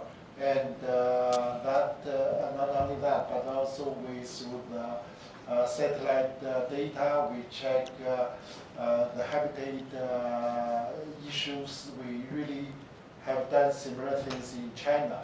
But in outside China, we are thinking about starting from the infrastructure point of view, not the pollution point of view. We also notice the infrastructure like a hydraulic power station, like the railway, highway. They also have serious effect the habitat. And we already started do some research on those areas, try to make the construction less affect to the wildlife. And for the future, we really interested. I think we support your move, and I think this very important area we need to put more emphasis. But at the same time, we should protect the wildlife. But the indirect works also are very important. Thank you. And maybe let me just add a little point. So I think one important lesson I feel we should learn from today's conference is that what we may be seeing now may not represent all. It's just like when we see one Chinese being arrested for ivory, it doesn't mean all Chinese do that. And similarly, so what we have been focusing on, for example, for China House, what we've been focusing on is the integration of Chinese in Africa. And when we are talking about that, we are talking about, we do research about, for example, Chinese mining companies' effort, Chinese hydropower companies' impact, local environmental impact. We have done many other things as well. So, but this event is focusing on wildlife conservation. It's all about trying to break the communication gap and try to bring two sides together and let two sides get a chance to ask each other questions. So for the NGOs, you are free to ask the Chinese now, like, do you eat dogs, or are you all buying ivory, and so on. And then for the Chinese, they can raise their doubt as well. Are you NGOs anti-China because you are criticizing China so much? It's all about breaking this kind of communication gap. But what you say is totally right. Thank you. Any last question? Sorry, okay, I'll give this lady. Sorry, time is up, yeah. Question or comment? It's a question and a comment. Okay. My name is Anushka. Thank you very much for the opportunity for today to have, and I think it's been a long time coming. My question is relating to the legislation and the rules and regulations in China. And while the wildlife conservation is being noted, and it's absolutely wonderful to hear everything that China is and wanting to start doing in South Africa, because the truth is that let's acknowledge that a large number of our animals have been exported and are still being continuously exported to China. So in terms of China looking at their legislative and rules and regulations in China, I believe charity begins at home. So where does China stand with putting into place something more than just banning ivory trade, as opposed to putting it into legislation? The talk on the animal protection law in China has been back and forth around the table for a couple of years. So I would like to know, as a young lawyer, is there room for young lawyers of China and South Africa to be coming together and talking about how we can look at the law as the tool that's going to really allow for this playing field to be a fair chase, if we can call it that. We know it's not now. Thanks. Mr. Joe, I guess that's yours.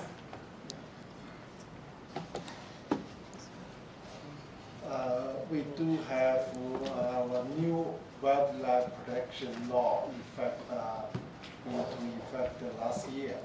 And after that, we also work very hard on the implementation details as administrative regulation were also published a couple of months ago. And